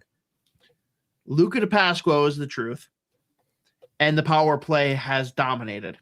And I asked Bob about it post-game on Saturday. The first line has been found. Lamb centering Zemer and Mooney is the answer. Yeah. And he flat out said, I am kicking myself that I did not do this sooner. I have toyed with the idea of playing Lamb at center last year and this year. And seeing the way it worked on the power play, we did it. And holy shit, does it absolutely work. That line is great. I could sit and watch that all day. Honestly, the one thing, you come away with this every time you watch it, but seeing it live, it does just feel different. Because I hadn't been to Mariucci since the Penn State series, like late November. I could sit and spend an entire week just watching and ISO camming LJ Mooney on the power play. Yeah. He doesn't even need to score. Nothing needs to happen. Just watching the process and what he does is insane to me. He is, and granted, I don't think he's coming out of this weekend as like the hero, even though I think he was like named like player of the weekend from the Gophers. Like, I think most people that watched are looking to Zemer, looking to a couple other guys that stepped up.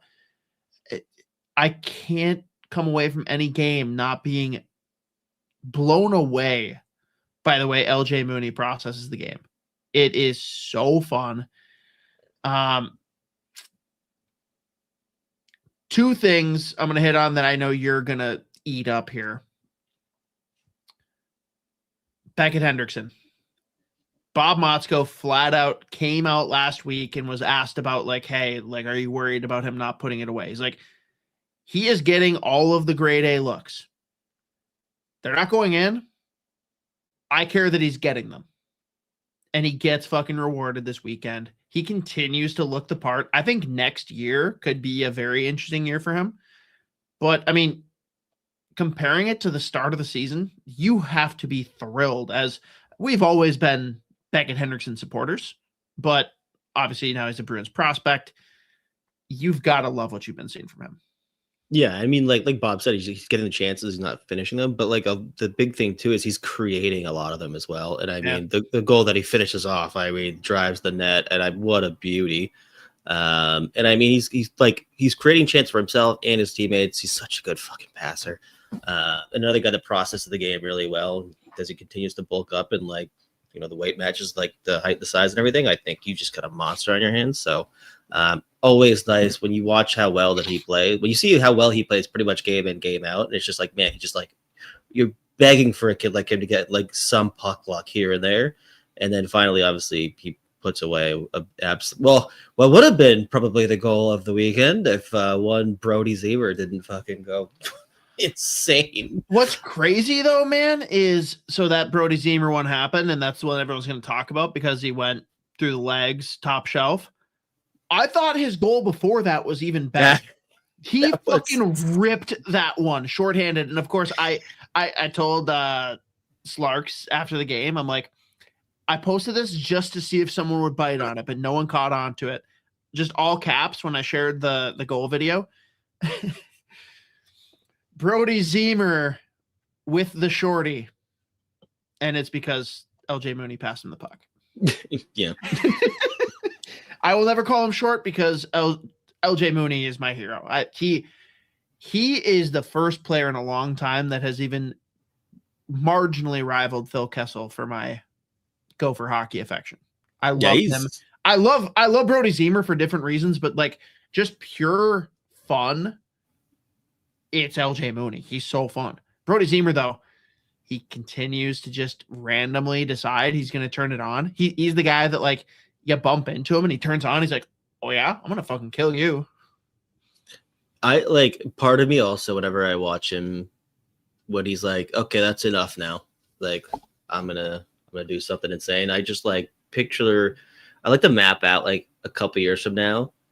I just imagine him on the same line as Josh Doan, and I'm like, oh my god, like they're gonna wreak havoc and score goals, hit everything that moves, and it's gonna be very fun. God, what a player! And it's like I don't know why, but I'm like, part of me is just like this feels like a Minnesota Golden Gopher through and through. Just like it's just a guy that every time he puts on the jersey, like yes, he might play 4 years. Right. He'll play 3. I was talking to a couple people about like who leaves after this year. I literally think it's just the seniors and then maybe outside chance Nathan Airy. As far as guys that are in the roster, I think there's guys that are currently like getting scratched that might leave, but outside of that, a guy that actually the plan right now is that tomorrow I will be doing an interview to pair with Bill Guerin. I don't know if you guys have heard of him. We got him on the pod this week for episode number 100. We're going to be pairing it with a guy named John Whipple, who start of the year, I mean, we came out and said it, like things weren't looking the best for him. He is finding his path. He has carved out a role for himself. He's playing really good hockey lately. And I'm thrilled to see it because, again, earlier this year, I wasn't sure what his tenure was going to be. Like I saw him as a guy that maybe was going to decide he wants to transfer and go find something else. No, he better not freaking leave because he's looking the part. Yeah, he's just, and a lot of thing with him too. A lot of times when he's playing his best hockey, it's just like you notice it because you're looking for what he's up to. Like you're watching him with the puck, with his decisions he's making. But a lot of times it's just him just making good decisions, being in the right spot. Dude, the physicality is leveled up too. Yeah, that's another thing too. I was waiting for that to pop. I was like waiting for him to really start engaging. Because sometimes you watch like, man, is that like a leash on him? Like you don't know, but like because he can when he decides to physically engage, it's a strong kid, and again, just like a really solid player with a lot of foundational like skills and attributes that can keep it simple but be super effective. So I think Reese over the last few weeks he's been just solid. And you know what the like weirdly, obviously, like it's. You know, the just outright offensive explosion that we saw on Saturday. Weirdly for me, it was like kind of like just like the 60-minute execution on Friday that I was like, that was kind of just like the most First impressive period part Friday was a little suspect, but I thought I agree. Once LJ ripped on the peeper, I thought they really shut it down. And again, I think they do have the most block shots in the country at this point. Like they are just eating pucks. But I thought, like, especially as the game went on, they did not allow Wisconsin to come back or think they could possibly come back in that game. And again, I thought that was really impressive effort. They got frustrated despite the fact it was, dude. Right. Pietro like needs a hug, and I think Osborne is a fucking weasel. Like that guy, I don't know what. Yeah. I'm not even gonna go any further than that. The one that I know so I talked about Hendrickson. The other one we need to talk about together because I know how much you love this guy. Leo Gruba scores his goal to go up 8-4 and just immediately has words for the Wisconsin bench. And I wish that I was better at lip reading. I want to know exactly what was said. I don't know if he was asking him what time it was or if he was, I don't know what he could have been doing there, but he certainly wasn't saying anything inappropriate. No, it was respectful for sure. I mean, I love Leo, and I love when he gets rewarded for solid play. I love when good things happen for him. And I'll be honest, anytime he starts chirping, I just start laughing because I'm like, that has to sound insane. I don't know what's coming out of his mouth, but it's definitely funny, and it probably sounds hilarious. And I love the kid, so I was very happy for him to get the goal, get rewarded. And it's also, again, just nice. There's so many times where Minnesota throughout this year has had like 2 or 3 minutes where like, oh, they're really pressing. Like, here it is. This is how good we know they could be. And then all of a sudden, one turnover goes the other way. In the back of the net, back goal goes in. So a game like Saturday where just the offense, you just get the offensive explosion. Nice to see him get rewarded for all those plays. And again, they obviously eventually they give up those 4 goals, but tough to complain when you have that kind of a weekend, like a desperately needed dominant fucking weekend sweep of Wisconsin. I need you to bring me back down to earth though, because I know I feel like I'm generally pretty good at staying objective with my teams. Like I'll fluctuate a little bit with the emotions, but generally I can be pretty honest with myself. I need an outsider to tell me how much of this was the Gophers dominating versus Wisconsin playing like ass. Because I had no room in my brain for even evaluating how well Wisconsin played. All I saw was the fireworks for Minnesota. So this is the one time I need you to flat out prescribe to me. Did Wisconsin suck or did Minnesota make Wisconsin suck? I think honestly, once on Friday, Minnesota started getting that momentum back. So, I mean, after that power play goal from LJ went in, like I felt like they just started rolling. They play with confidence, and like I don't really think Wisconsin had an opportunity to even come back and like play well. Like I thought they were just really, really solid. Again, just the fact they were able to play that disciplined execution on Friday, like I thought that was really like what stood out for me the most. So I think it's a combination of like, 4-1 win on Friday where you really shut it down and make a lot of really solid plays and frustrate the shit out of Wisconsin to the point where they can't even string together a couple passes from the second and third period. So I thought that really set the tone for the rest of the weekend. And by the way, another shout out that we should give a guy that we've been hard on, Eric Paulson. Different. Yes, 100%. I actually forgot to make a note for him, but 1,000,000%. And it was weird because he was one of the guys that was available post game on Saturday too. And I just could I could hear his smile. Yeah. He was so happy. He was beaming. He played great. And the thing is, sure, there's been reason for skepticism, but the majority of it is not his skill and ability. It's can you stay healthy? If he can stay healthy the rest of the way, that's a big difference because he was missing for a key chunk of the season. He looked awesome this weekend. No doubt. Like, go off. I agree. Yeah, I mean, but he came back from injury against Michigan State where, like, I mean, you couldn't really say anything positive whatsoever in that Michigan State series. But, I mean, he was great both games against Wisconsin. Obviously gets rewarded 1-1 on Friday. Forfeit. What's that? That's a good point. That's a good point.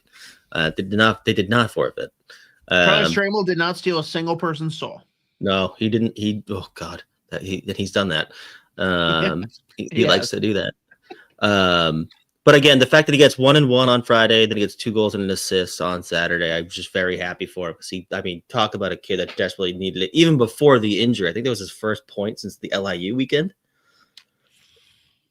Which that weekend never happened, so don't say that ever again. The weekend that didn't happen, I think that weekend is the sole reason that the Gophers get 0 USCHO votes.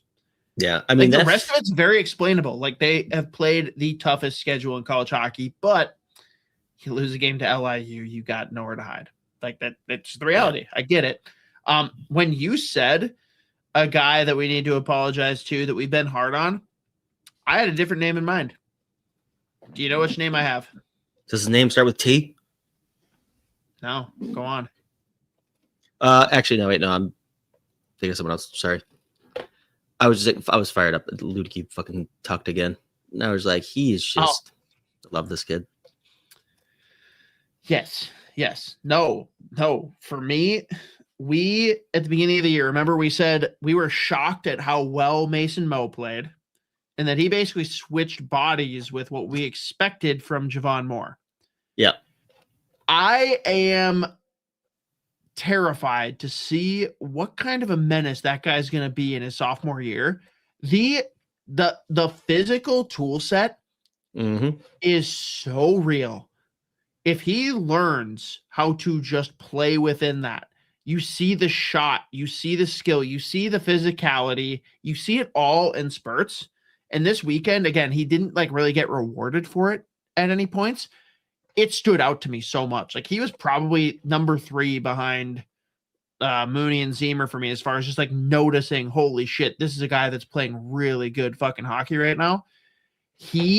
When he puts it all together and he like grows into just the physical specimen that he is, next year he could light college hockey on fire.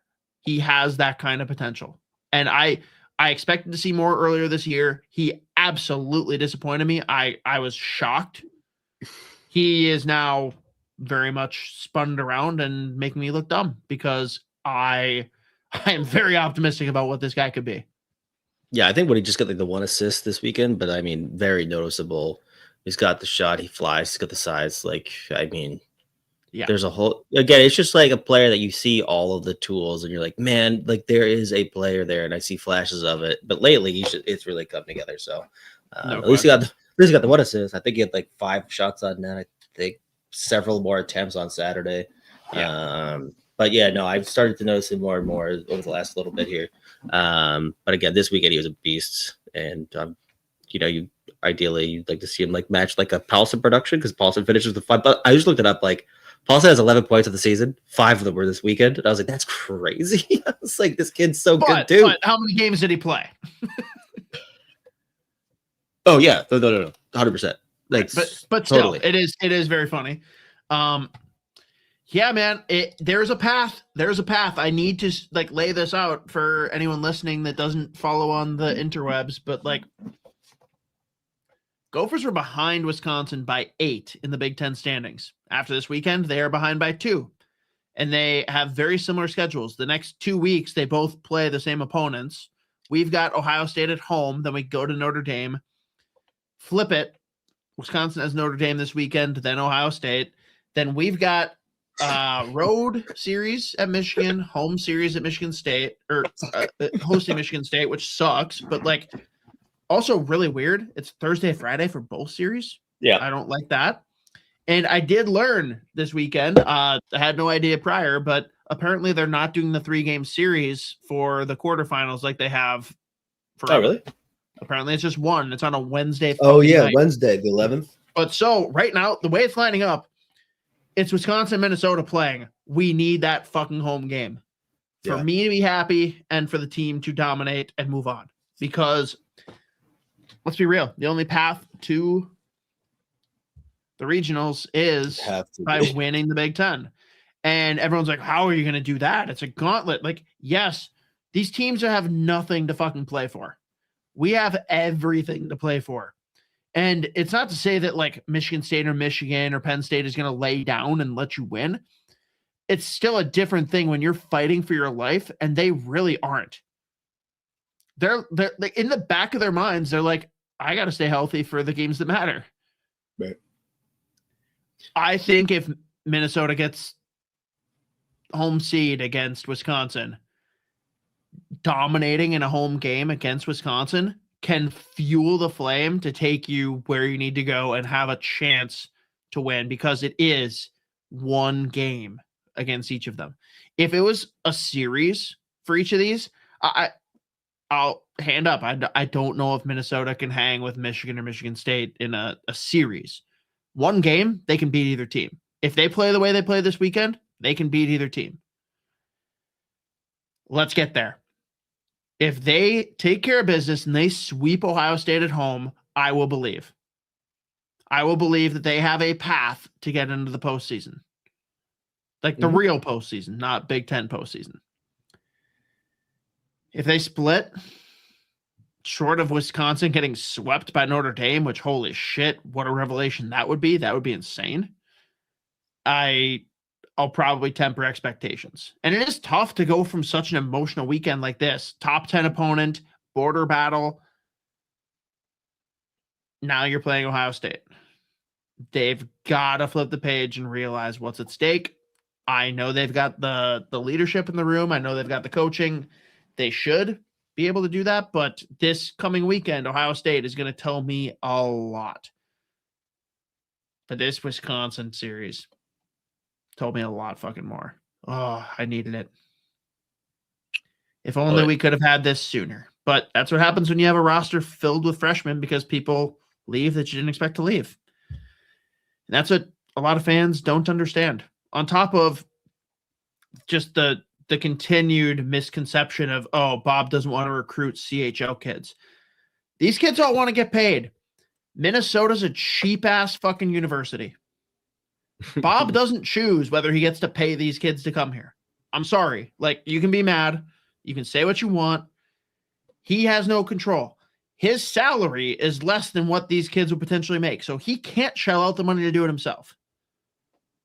You all better pray that Bob doesn't leave after this season because he has done everything we could ask. Besides make sure the team finishes out that championship game. But I think that's more on the players. Yeah. But I'm going to hold on to that forever and be sad. Yeah. But no, for real, I'm just so happy. Even if the rest of the season doesn't go accordingly, that series against Wisconsin gives me so much hope for next year. I'm very, very excited about what this team has the potential to be.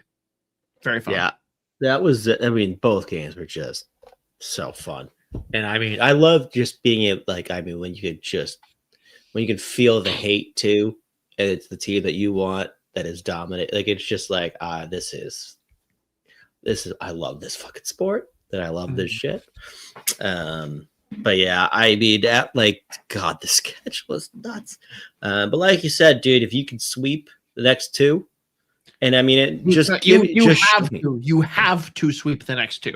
Yeah, and I mean, I'm like, again, I do think they're gonna ride the wave here. I think they're going to. And I mean, just like show me something. Those last two series, and I do think realistically, I think they can split both Michigan and Michigan State. Like, I've seen it enough where it's like, man, it's right there.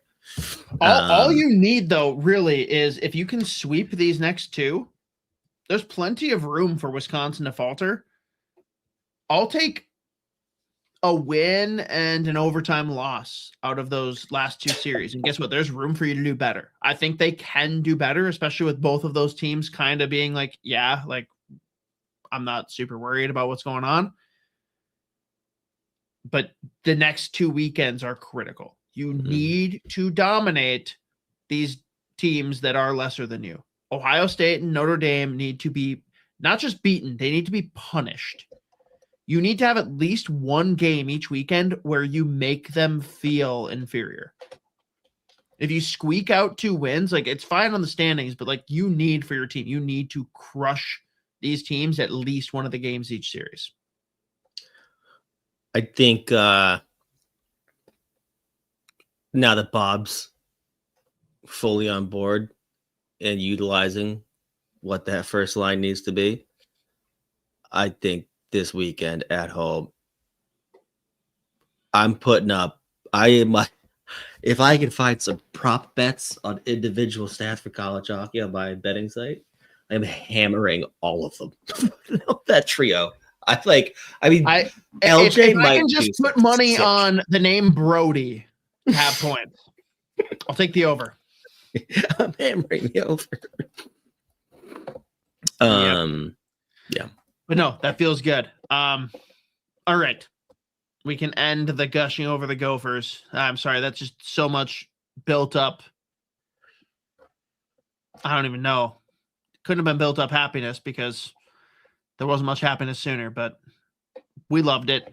Now we got to go on to the first series of the regional rankings that we do every year leading into the NHL Draft. NHL Draft 2026. Brilliant graphic, Mateo. We're starting with home turf for Z. being Sweden. We're into the top 10. We've got some honorable mentions, but Z, I know this is the region that you cover for Smart Scouting. Just talk in general about the Sweden crop this year compared to recent drafts. This is a strong group coming out of Sweden. I mean, no surprise that who the first pick here, probably in a lot of people's first overall discussion. But I mean, you have potential of 5, 6, maybe even 7 guys going first round, I think. Maybe even more. Who knows? But I mean, a lot of positivity, a lot of very fun, intriguing players that I think will go first round, early second, and even some guys that you could probably pick up in the middle rounds that are going to be like NHL players long term. So I really like the crop out of Sweden this year. Big fan. And again, just one of the more enjoyable regions to watch and cover. So big fan of this group for sure. Well, let's get into the nitty gritty then. Number 1, everyone knows it. Ivar Stenberg. Pretty much rewriting all the records in the SHL now. Yeah, I mean, not much more that we need to even talk about with Stenberg. I mean, we've talked about pretty much every time the draft comes up. At this point, lot of people's number 1 overall. You know, I mean, he makes plays, scores goals, plays hard, like really smart player, moves well. Like it's just a player that's like, there's not really any glaring weakness whatsoever in his game. And I mean, right now he's putting up crazy numbers in the SHL. I mean, like 31 games, he's got 29 points, playing 15 plus minutes a night on a lot of nights. Because I put up my my SHL stats that doesn't even include Champions League. Can you contextualize that though, Z? Because like for anyone that isn't as familiar, that's insane in the SHL, where it's literally a men's professional league, and this guy's 17. Like people see like, oh, McKenna puts up 2 points a game in the WHL, which is a sick league. SHL, you don't put up a point a game as a 17-year-old. Yeah, no, you don't even really get regular games. Like you don't play. Right. So I mean, like his production right now, he actually might be at the top as far as like points per game, along with like we're talking Sedins, Forsberg, like what they did in their draft year in the SHL. And I mean, the kid's doing like at this point he might be, and by the way, his team is I think still first in the SHL. So this is a first place team. He's putting up just under point a game. Like he's close to the top of the league scoring. Like this kid is just putting up ridiculous numbers. I mean, last year the draft -1. I've said this before. In the playoffs, they fully brought him up and let him play full time. He was half a point per game in the playoffs as a draft -1. I mean, the kid's just legit plays the NHL style. Like, I mean, again, you could pick him up, put him down in the NHL right now. He'll be fine. And I mean, everyone saw what he did in those big games at the World Juniors. Like, I mean, he's just like a can't miss prospect. So definitely a player that's got first line potential. It's going to be a point per game potential in the NHL. I mean, like you got like McKenna, who's got like the ridiculous, super high end talent qualities, like the game breaking superstar. And like I'd say his skill level and stuff, probably just under that. But at the same time, you can put him on the ice in any scenario, any situation. He's gonna do a job for you. So, I mean, even just like some of the plays he made at the World Juniors, like the forecheck and turning pucks over. Like, I mean, the kid's ridiculous. So, yeah. He's just been a monster this year. There's not really a whole lot more that people don't know about him already that we could possibly say more. So Z, I gotta ask though, today, February 2nd, as we record this, are you taking Ivar Stenberg or Gavin McKenna? I'm probably putting a blindfold on, putting their names in a hat and picking it. Because I've heard a lot of people like firmly stamping Ivar Stenberg, and like the way Gavin McKenna has played coming out of the World Juniors, I hesitate a little bit. I think it's a little weird, but I think the simplest way to put it is Ivar Stenberg is absolutely the safer option. The upside is with McKenna, right? Yeah, and I would say again, you probably, if you're an NHL GM, you're probably going to feel comfortable leaning on the Stenberg, even if he doesn't hit the same kind of absolute upside. His floor is just still a top 6 guy that's going to put up like probably. What I mean, he could be two-way guy that you're going to have every situation. And he's going to put up like 60, 70 points. Like, I mean, it's just like he's going to get, obviously the A game, the B game is not far off. Like, it's legit. Like, you feel really comfortable putting him over the boards in a situation. Again, he could play right now. So, again, what he's doing, like, it's just crazy what he's doing in the SHL. Like, it's incredible. Yeah. It's very impressive. Well, I'm way more excited to hear you swoon on. I don't want to say it for you. I'm going to stamp him as a draft son, though. Am I correct? He's the draft son. Number 2, Vigo Bjork. Oh, my God. Vigo Bjork, another kid who is playing regular minutes in the SHL as a center. And it's impressive considering this is a kid that's 5'10", 170 pounds. Even 170 pounds feels generous. Soaking wet, drenched. I mean, they're putting him in every situation in the SHL. He's playing like 14, 15 minutes, top 6 minutes. He was probably Sweden's, realistically, when you look at their games from start to finish, the World Juniors this year, he was probably Sweden's best and most consistent forward. He should have got the MVP. The whole game. He could have got MVP and no one would have blinked. I know Cam Robinson, my buddy, who I think I was listening to him and Chris recently, and he was my vote. Like, he got my vote for tournament MVP. Like, he was that good. And it's funny listening to like people who have talked to his SHL teammates, SHL coaches, Team Sweden teammates. Like, yeah, no, if I'm going to pick a teammate that I really want on my team for the rest of my career, like Vigo Bjork's my guy. This is just like, again, he's playing 14 minutes in the SHL. He's got like 10 points, but he kills penalties. He is hard on the forecheck. I don't think anyone's told him that he's 5'10". I don't think he's aware. But plays the middle of the ice, super skilled, got a legit shot. The two-way game is ridiculous. Like, he can literally give you any minutes that you need. Super dependable, super reliable, very coachable. Like, he's just such a fun player. I mean, he's been playing pro hockey for a while now, and he's young, so there's just so much upside with him. I'm very curious to see what NHL teams are going to do. Because Cam Robinson also does his own elite prospects ranking thing where he does the GM and scouting consensus poll, where he'll go and do a poll with scouts and whatever, like, people at management are willing to talk to, like scouting agency or whatever. Rudolph is the most fascinating so far. Yeah, it's crazy. But Bjork, they're like, it's just small. Like, literally, he's just small. Another guy where it's like the only knock that you could possibly have about Vigo Bjork is he is not 6 foot. That's about it. But he'll keep growing. He'll keep growing. Well, I've got so mature. I have a statement followed by a question. You can address it however you want. But at the World Junior Summer Showcase, we'll just say that I talked to people whose opinions absolutely matter. And I had to bring his name up right away because I knew that he was your draft son. And they basically told me, like, there's no way this guy is top 10. No way. Mm-hmm. And I've already heard multiple people who told me that basically be like, this guy might be top 10. So victory lap for you. My question then is, because I feel like we have to ask this when we're talking about guys, especially when they're smaller. Is he a true center? Is he a center in the NHL, or is he a guy that's going to get pushed to the wing?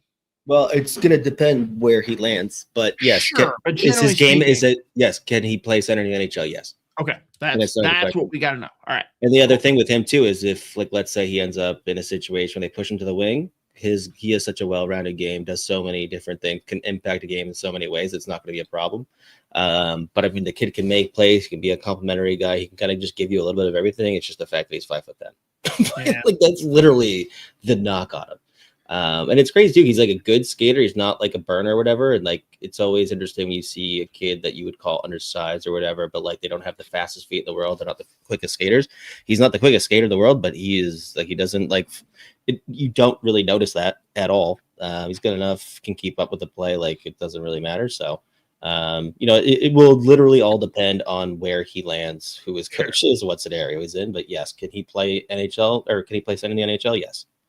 What's the number where it becomes disrespectful to Vigo Bjork? If he falls past a certain spot, you're offended. 20.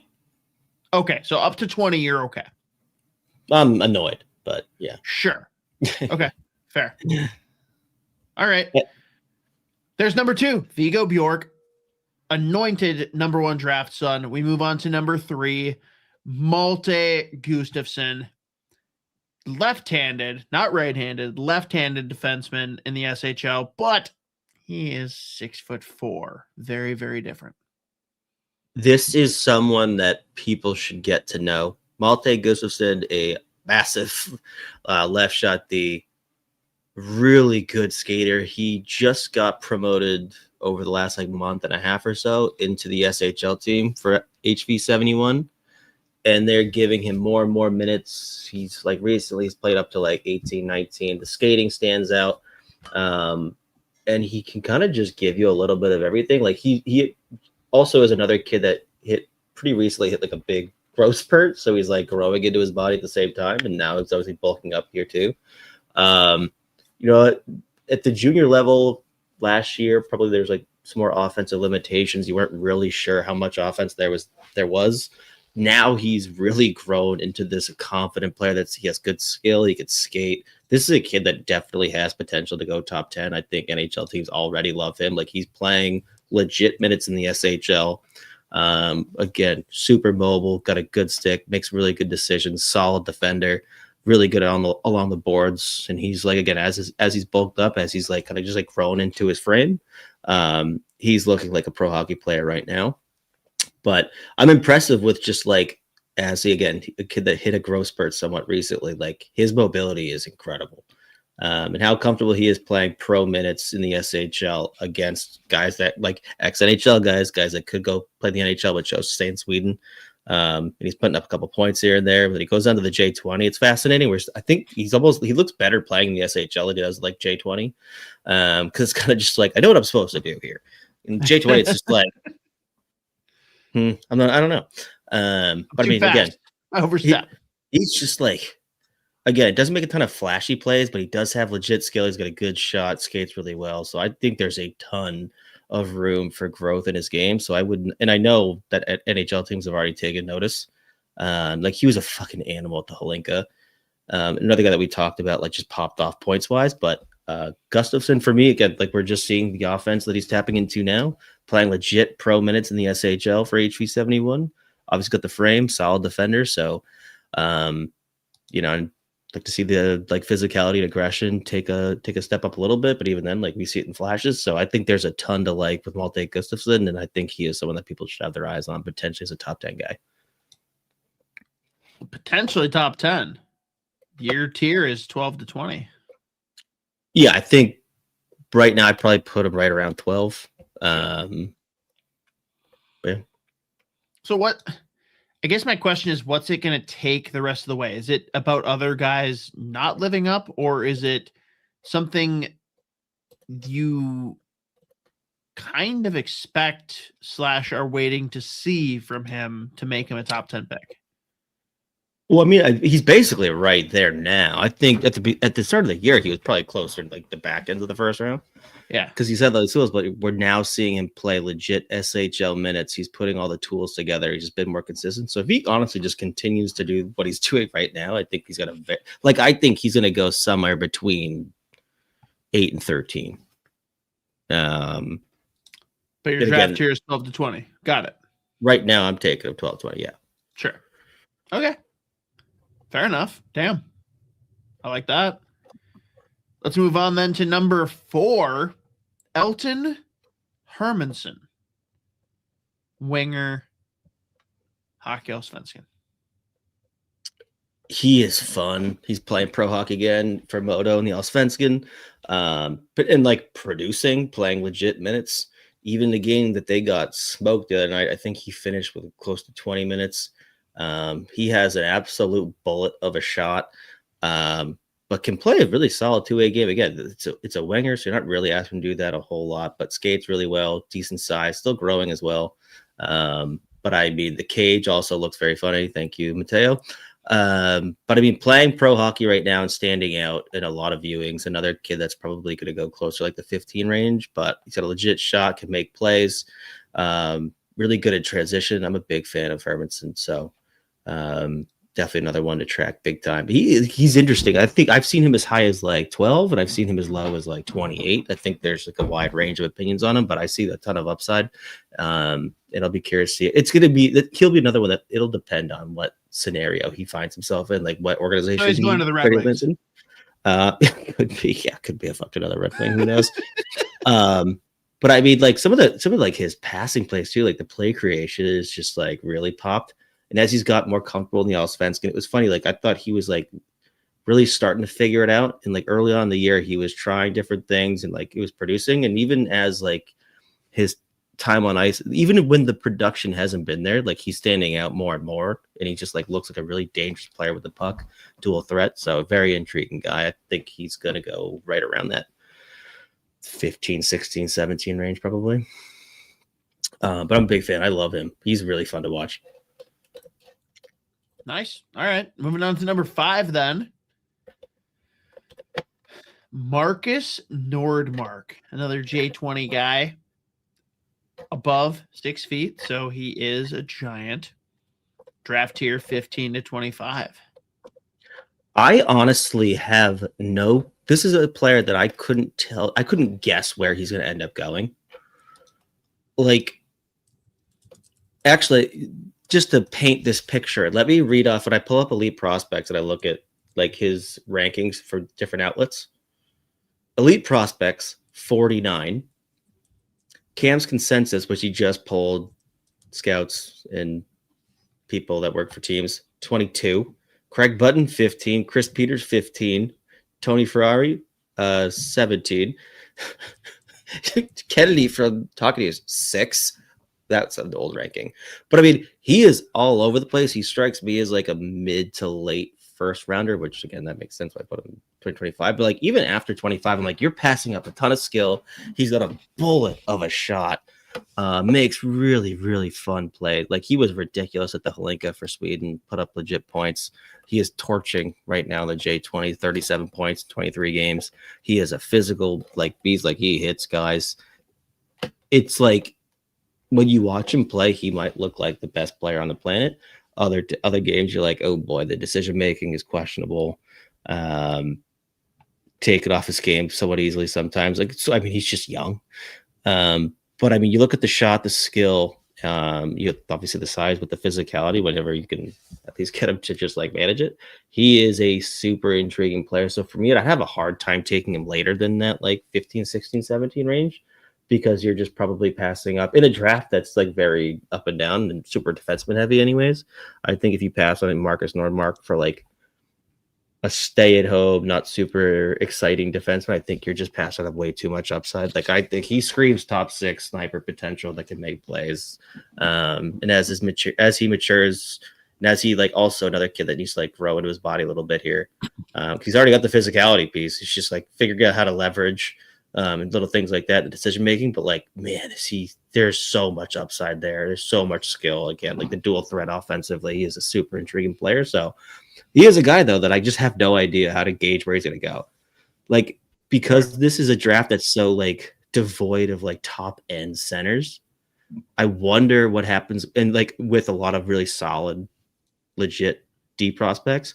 I wonder what happens with the wingers, especially a guy like Marcus Nordmark. I think given the fact that he's got the size, he's got a long track record with like Team Sweden and everything. I still think he ends up going somewhere right in the middle of the first round. But like, again, like I've seen people rank him close to the end, even the second round. So it'll be interesting to watch, but he is another guy I would love to have him on my team for sure. So curious, just for like comparison's sake, for the Wild fans that inevitably tune in for all of this, compare him to a Liam Ogren. I would say that he's got, I mean, probably less of that. Well, you know what? That shot though is pretty comparable. That's really why I asked the question. Yeah, I mean, I think there's probably more just pure raw, out and out, top end skill in Nordmark. You felt really comfortable about Liam Ogren's overall game coming together, but still having that upside. Like you looked at a lot of the shit that Ogre was doing in that in the year that he's playing with Lekkerbach, Slid, where he was like scoring a goal and a half per game, like at the J20 level. Part of this too is like it's always tough judging the Djurgården kids because I mean the team's just fucking insane. Like it's the NHL prospect factory. I would say there's just a wider range of outcomes probably for Nordmark, where you could project Liam Ogren as like a comfortable guy. It's like even with what we see now, the most likely outcome is a guy that could touch. I'm talking about Ogren, that could be a top 6 guy, but like you feel pretty good as like a 2-way third line winger who can give you 20-25 goals on a really good team. Nordmark could be a top 6 sniper and playmaker, but like if you ask him to go play like third, fourth line, he's gonna be like, why? What are you talking about? Like you're taking away a lot of what he does. I think you felt pretty comfortable that Liam Ogren could become that 2-way guy that's got the offensive upside. So it'll be interesting to see. I just think with like Nordmark's just like, we'll see how he matures as he gets older, I guess. Because again, there are times where I'm like, that was dumb. What are you doing? How would I feel? The Bruins grab Albert Spitz and Marcus Nordmark? I would throw a party. I would love that. That'd be incredible. All right, fair. Might as well move on then to number 6. And of course, Mateo, well done on the updating of the name. Bill Hawkinson. I was pretty surprised that Hawkinson made that Team Sweden World Juniors team. 6'4" left shot, the playing for Luleå. You talked about him a lot, though, once the tournament started. Yeah, so he played pretty limited minutes at the World Juniors, but like I thought his minutes, he was really, really, really good.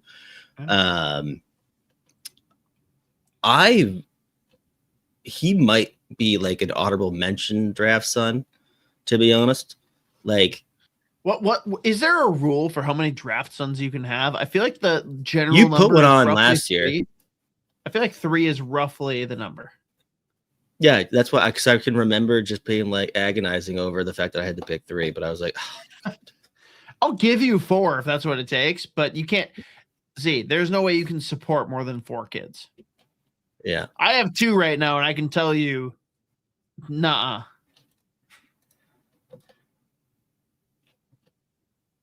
I have 2 kids right now, real human kids. Yeah, fair. 4 is like the max that any human should try to endeavor. Yeah, well, okay, I'll stick with Hawkinson before we go on it'd be a weird tangent. But he's got a heavy shot. He is, again, at this size, he's a super mobile kid, but like he probably profiles that your stereotypical defenseman. But again, he's got really impressive mobility. You see the like makes some plays with the puck as well. I think like he's made a lot of little plays that like obviously don't really end up translating into points, but he's just like such a smart player. Again, he's played a couple SHL games. He just got loaned out to, he played like 20 plus SHL games with Luleå. He just got loaned out to Altoona and Allsvenskan team, and he's playing like 15, 16, 17 minutes. Plays a fairly simple game, but at the same time, like you notice him a lot. Like he's turning pucks over his own end. He is a fucking animal. He's super strong. And like, even if his offensive game is somewhat understated, he makes a good first pass, does what he needs to do, and can like eat minutes. But like, I mean, he crushes guys. And again, I thought like in the small sample size that we got at the World Juniors, like I thought he stood out to me. Maybe it was because I was looking for him specifically. I don't know. But I mean, he was willing to try things. Like I saw him like pinch more often than I thought he would. He like ended up down like closer to the fucking like end zone, like forechecking. But again, I think he's a pretty simple defensive defenseman, but you see the flashes. And again, when you see a kid that's that size, that's physical and like that skates that well, it's just super intriguing to me. And I think he's got a bomb of a shot. And I think there's enough like soft skill and hard skill to like, he's got a little bit more offense in him. So he's a really intriguing player to be. He's probably going to be a draft son, honorable mention. I said honorable mention he's in the conversation. So I really like Hawkinson. Another guy that I couldn't tell you where he's going to go, but I just feel like I see a kid that skates that well, that plays pro hockey right now, he's that size. I think he's probably late first round guy. Can you see him going in the second? Yeah, I could see teams not really want to take a flyer on the offense. The classic, but at the same time, like, it wouldn't selling surprise Lanius. me if Sally Lane's 6'4". I'm more saying just the guy that you are firmly stamping as first round and then gets the first couple picks in the second round. Right. Yeah, I could see him. He's not Russian, otherwise I'd say Carolina, but Right, yeah, of course. No, legally they can't do that. Sherbakov will fall outside the first round, and Carolina will be like, thank you. He'll play with Nikishin for 20 years. Thank you. Come again. By the way, we didn't even mention that Nikishin killed Oliver Moore. That was very rude on Oliver Moore's birthday. Anyways, we're not going to talk about that. Yeah, fair. All right, then we are off to number 7. How do you pronounce this name? Because what a baller name. Alexander Command. That's not as cool as Command. All right. For a while there, he was by far and away leading the J20 in points. Sorry, this is a 6'1" center playing for a Rebro in the J20. He's getting some SHL minutes now too.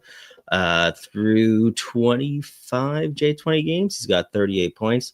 Man, some of the plays that he makes with the puck are like, I mean, he puts guys on posters. I'm curious to see where he'll go. He probably strikes me as like a second round guy. For me, I'm taking him late first. When I just look at the skill, how mobile he is, some of the plays that he makes, the finishing ability, like the dual threat in the offensive zone, and defensively, he's physical. He's at least like interested in playing the defensive game. So like automatically you're going to get some points. As far as just like being able to get minutes, I think this year he was coming into the year, he was a relatively, I wouldn't say like completely unknown, but like a guy that wasn't on a whole lot of people's radars. He's also young. He's a June birthday. But I mean, some of the plays that he's making are, I mean, like he goes Sports Center top 10 mode. Love the hard skill, playmaking ability. Again, a long-term project type of player, but man, is he fun to watch. Like every time you watch a Rebro, he's standing out. He's had a few like 5-point games too. And it's impressive that he's even like getting called up and like getting looks at the SHL. I think he's been like credited with 5 games. Some of those is just as like the extra skater that can like go do like laps in between like TV timeouts. But even the fact that he's like just getting called up and like have a potential of going and playing is pretty impressive when you just consider where he was like a year ago.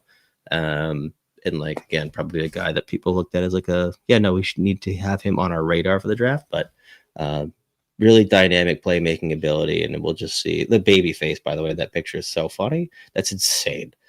But he is so fun to watch. Picture? No. Okay. Thank God. The way you said that, because there's been times where like I can only find pictures that are deeper back. So Mateo clearly did the same thing, but like, the way you said that, I'm like, oh my God, is that his actual face current day? Holy shit. No, I was just going through some of my notes from earlier in the year, and I just like looked over and I was like, oh my God, that's what he is. That's the picture. It's like, it's so funny. But he rocks, man. Oh, I love watching him play. But that Rebro team is putting up an insane amount of offense. Like a year ago, they were terrible. It's like every other year they're nasty. It's crazy. And also, by the way, Theo Hosquith that back playing with a Rebro J20. He was playing on one of the worst Allsvenskan teams I'd ever seen in my life. But he's not playing J20 again. He's very fun. Hell yeah. Moving on to number 8. Niklas Aram Olsen. A Rebro HK. Yeah, 6-foot winger. Yeah, there we go. 6-foot winger playing. What is that? It is funny because that's he's for sure 100% playing for a Rebro SHL minutes. That is the logo next to his name that's the Breenus logo, which is very funny.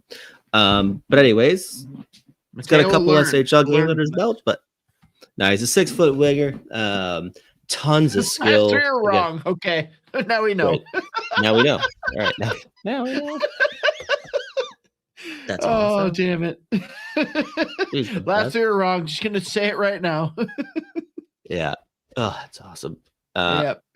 This is another really, really fun player. I feel like right now he's probably projecting early second round, but plays with speed, loves to activate, like start the rush from his own end. He's got tons of skill. He could score goals. When he plays against his like kids his age, he's just so much better than everyone. And then he's like figuring out when he goes and gets pro minutes. But I'll be curious to see if he gets more and more SHL games here to see just like kind of how he adapts to that. But like tons of skill, could score goals, makes plays. The two-way game's legit. Like would like to see him take a step up in like the physicality, but like can play that game. He is just, I don't know. It's just another guy. It's like how much of this is junior hockey, but then you watch some of the complex plays that he makes in his own end, or sorry, in the offensive zone. Ability to manipulate defense, but like playing at speed and then also slowing it down and manipulating defense in the offensive zone. Like it's very intriguing. So I think there's a ton of skill there. Super high offensive upside. It's just, we'll see what it looks like at the pro level. But as far as like foundational tools, super intriguing player. So you got a range 30 to 40. That implies early second round. What would make him a first round pick for you? I just want to see him get more looks playing pro, because in the limited minutes, he seemed like he's shown that he can be like a grinder on that forecheck. Like he brings the speed to the forecheck and they turn pucks over. So I just want to see him like play more and more minutes. But again, if his offensive game, if he like, let's say, just doesn't get that many looks, if he continues to do what he's doing now, and he's producing legit points. I think he's got like a 12-game point streak in the U20 league right now. But if he can continue to drive his line, show me the transition game, and can just continues to do that, like that's going to be like it. I would probably put him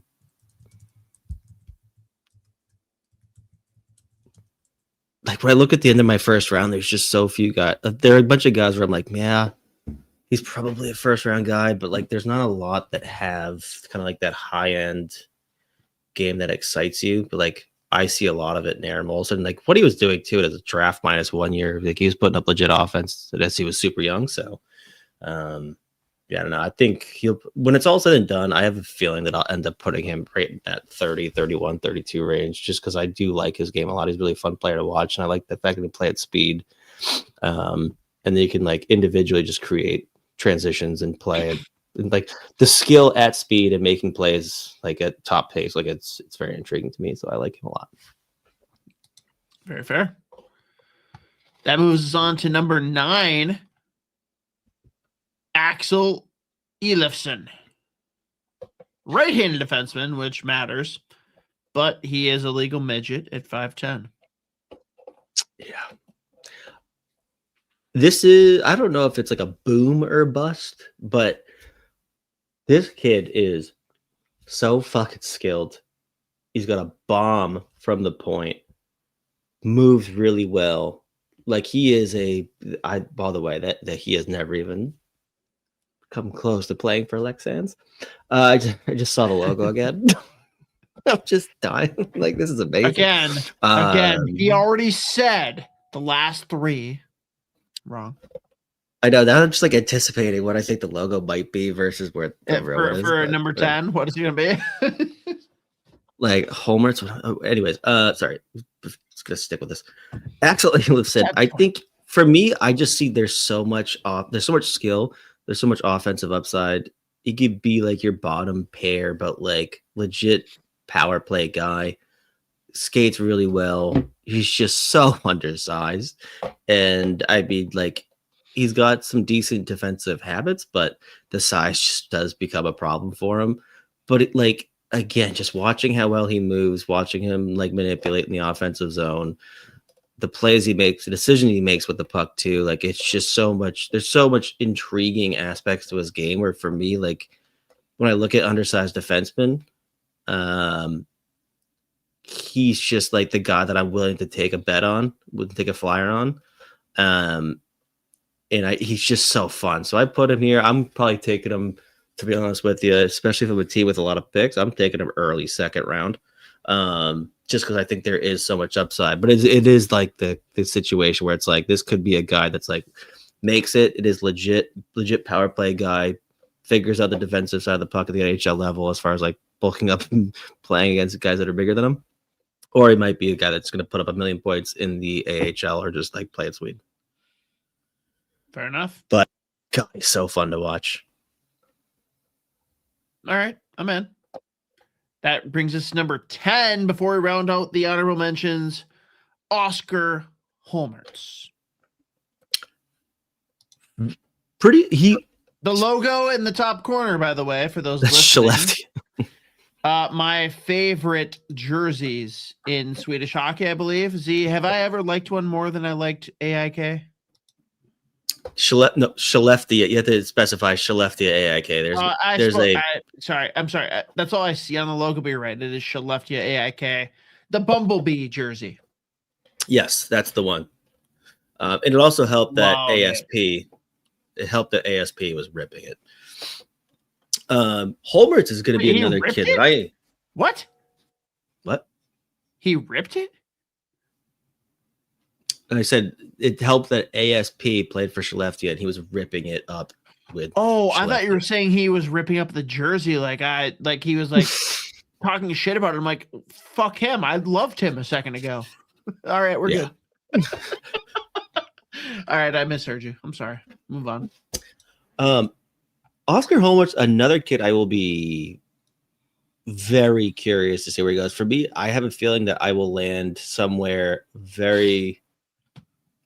There's a decent chance he's either at tail end of my first round when it's all said and done, or at least flirting with it.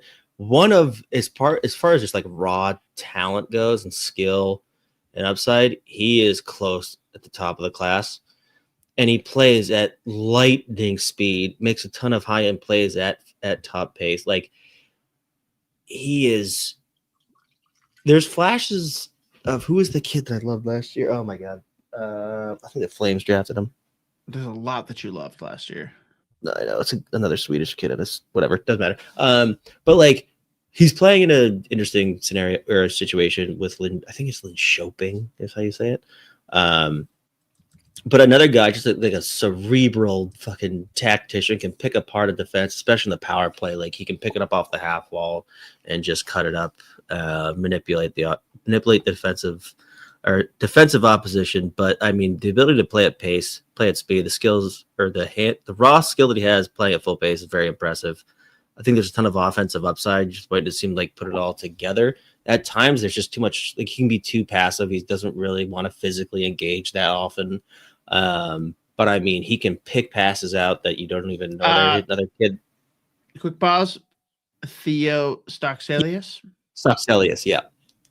Somewhat reminds me of that. The difference is, I think Stockselius is way more willing to engage middle of the ice. But at the same time, like they both like to pick it up on the outside, but they're not uncomfortable taking it inside and like just creating plays. They've got so much fucking skill. But Holmertz is fascinating. Like there's a world where he figures it out, decides not to play so passive, figures out like it's okay to initiate contact, engage physically. And if he can do that, I think part of that too is also like he's continuing to grow. I guess he is 187 pounds. He looks like he's 150. But there's just so much upside in there that he's just like, you want to push him for him. Like, dude, you like, come on. He's just one of those guys where it's just like, there's so much there. And it's like, do you just like not give a shit? And again, like top end skating, like it's effortless and he flies and he can make plays at top speed, and dual threat in the offensive zone. I just think there's so much there. So at times he's way, way, way too passive, not engaged, like passive, not engaged. And there's games where you're like, man, just like not give a shit. But fuck, there's a ton there. It's just waiting for him to put it all together. Actually, now I think I'm gonna check how old is this kid. Yeah, he's a March birthday. Enough to party. I think he's someone that, like, let's say he doesn't put it all together by the end of the year. still too many passive plays, and you're just like begging for him to physically engage. I think again, when you just look at a player with that much upside, that much skill, and just like the foundational tools with like the hand skill, the skating, and how like when you just watch him pick apart a defense, it's very fun. So I think he's just, when you look at the upside, I think he's a kid you can't let pass farther than like mid-second round. For me, again, I put the tier as 45 to 60. I think that's fair right now. But you're looking at the higher end. I want to. I'm like, I really want to put him higher. Mateo asks, does he potentially get into range for the Wild? What do we got? A second rounder this year? Do we even? I'm trying to think. We have a first round next year, no second round. Or is it the other way around? This year they have no first. They have a second. We're looking Minnesota Wild.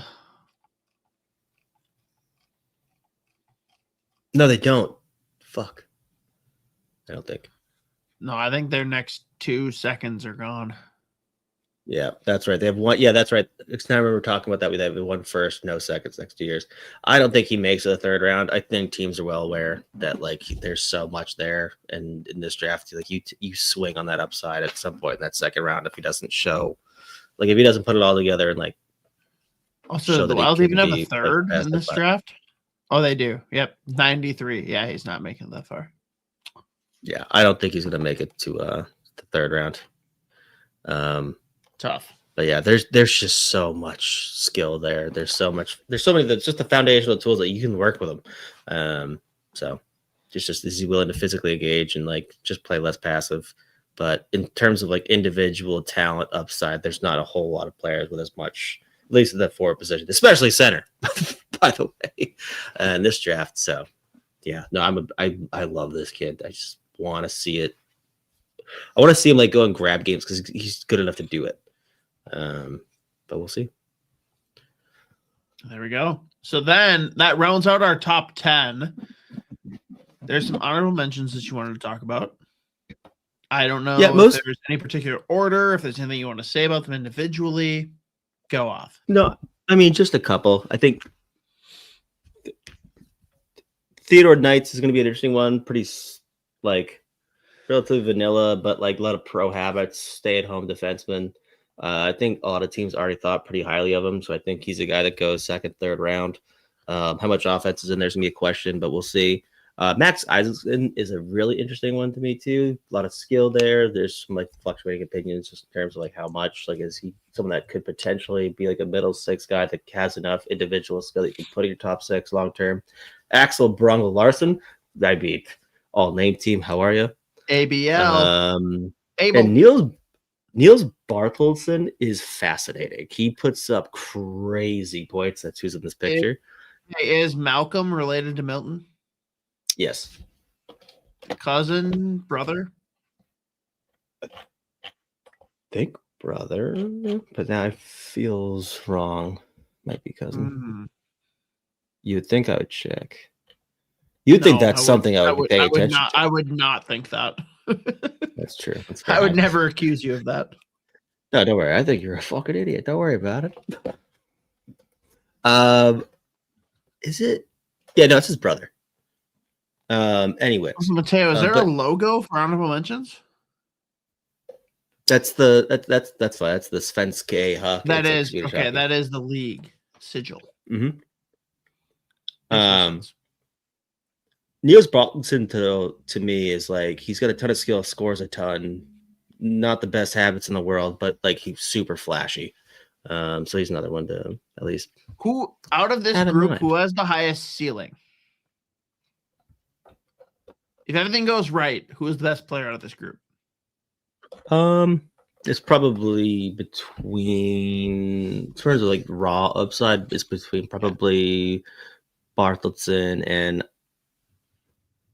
Isaacson. Max. Isaacson. Max Isaacson. I just like I've seen a few games with Rogla, the J20 team this year where like Bartleston makes him like, I mean, goes globetrotter mode. Globetrotter. Yeah, there you go. I like it. But like the kid could just pick the puck up behind his own net, and I mean, it's next thing you know, he is flying through the neutral zone. The puck's in your own net, so pretty super intriguing. Oh yeah, that'll do it for now. I can't wait for at the end of the year we do the episode before the draft, and we look at these again. They will all be back. Stenberg's an honorable mention at that point. That's the point. If we were sitting here trying to say what's going to happen on draft day, then why is there going to tune in on draft day? Like, current state, this is a good list. It's a reminder for everyone listening on audio. Number 1, Ivar Stenberg. Number 2, Viggo Bjork. Noted, heavily bolded, underlined, noted. Draft son, Viggo Bjork. Number 3, Malte Gustafsson. Number 4, Elton Hermansen.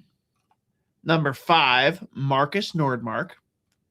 Number 6, William Hawkinson. Number 7, Alexander Komand. Number 8, Niklas Aram Olsen. Number 9, Axel Elifson. And number 10, Oskar Holmertz. Big roundup of Sweden. Z, you tell us, what is the region that we're breaking down next week on Judd'z Budz? Let's do Finland. And we got Especially 10 Finns to round it out. Should have 10. All right. I like it. Good.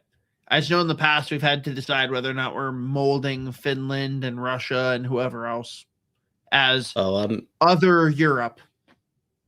I'm making myself get 10. All right, we're getting a 10 on Finland. Scandinavia will be well represented. Z, anything we want to wrap or end on in general? I'm trying to think here. I think we've mostly done it justice.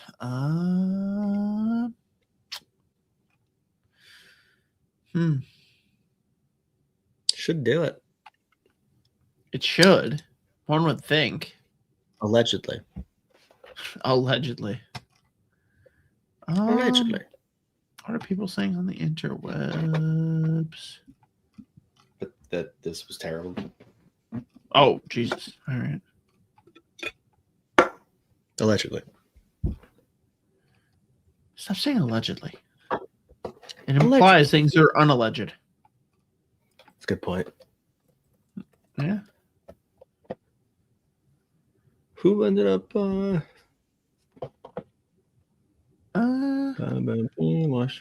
Nashville held on. Someone is trying to claim under the comments for me on Twitter that we're scaring Quinn Hughes away by glazing him too aggressively. Hey, Quinn Hughes, fuck you. Hey, Quinn Hughes. How about that? Bitch. Don't be a bitch. You won't sign here, you loser. Baby back, bitch. Baby back, Dare bitch. I know you won't. Are you scared? I'm scared. I'm scared. I ain't scared. I'm very scared. No, I'm always scared. Dang, I think we're wildly good. We always make a movie reference at the end. I gotta say, this is a deep ass poll. So apologies, Z, if this one goes past you. Do you like animated Disney whatever movies back in your childhood?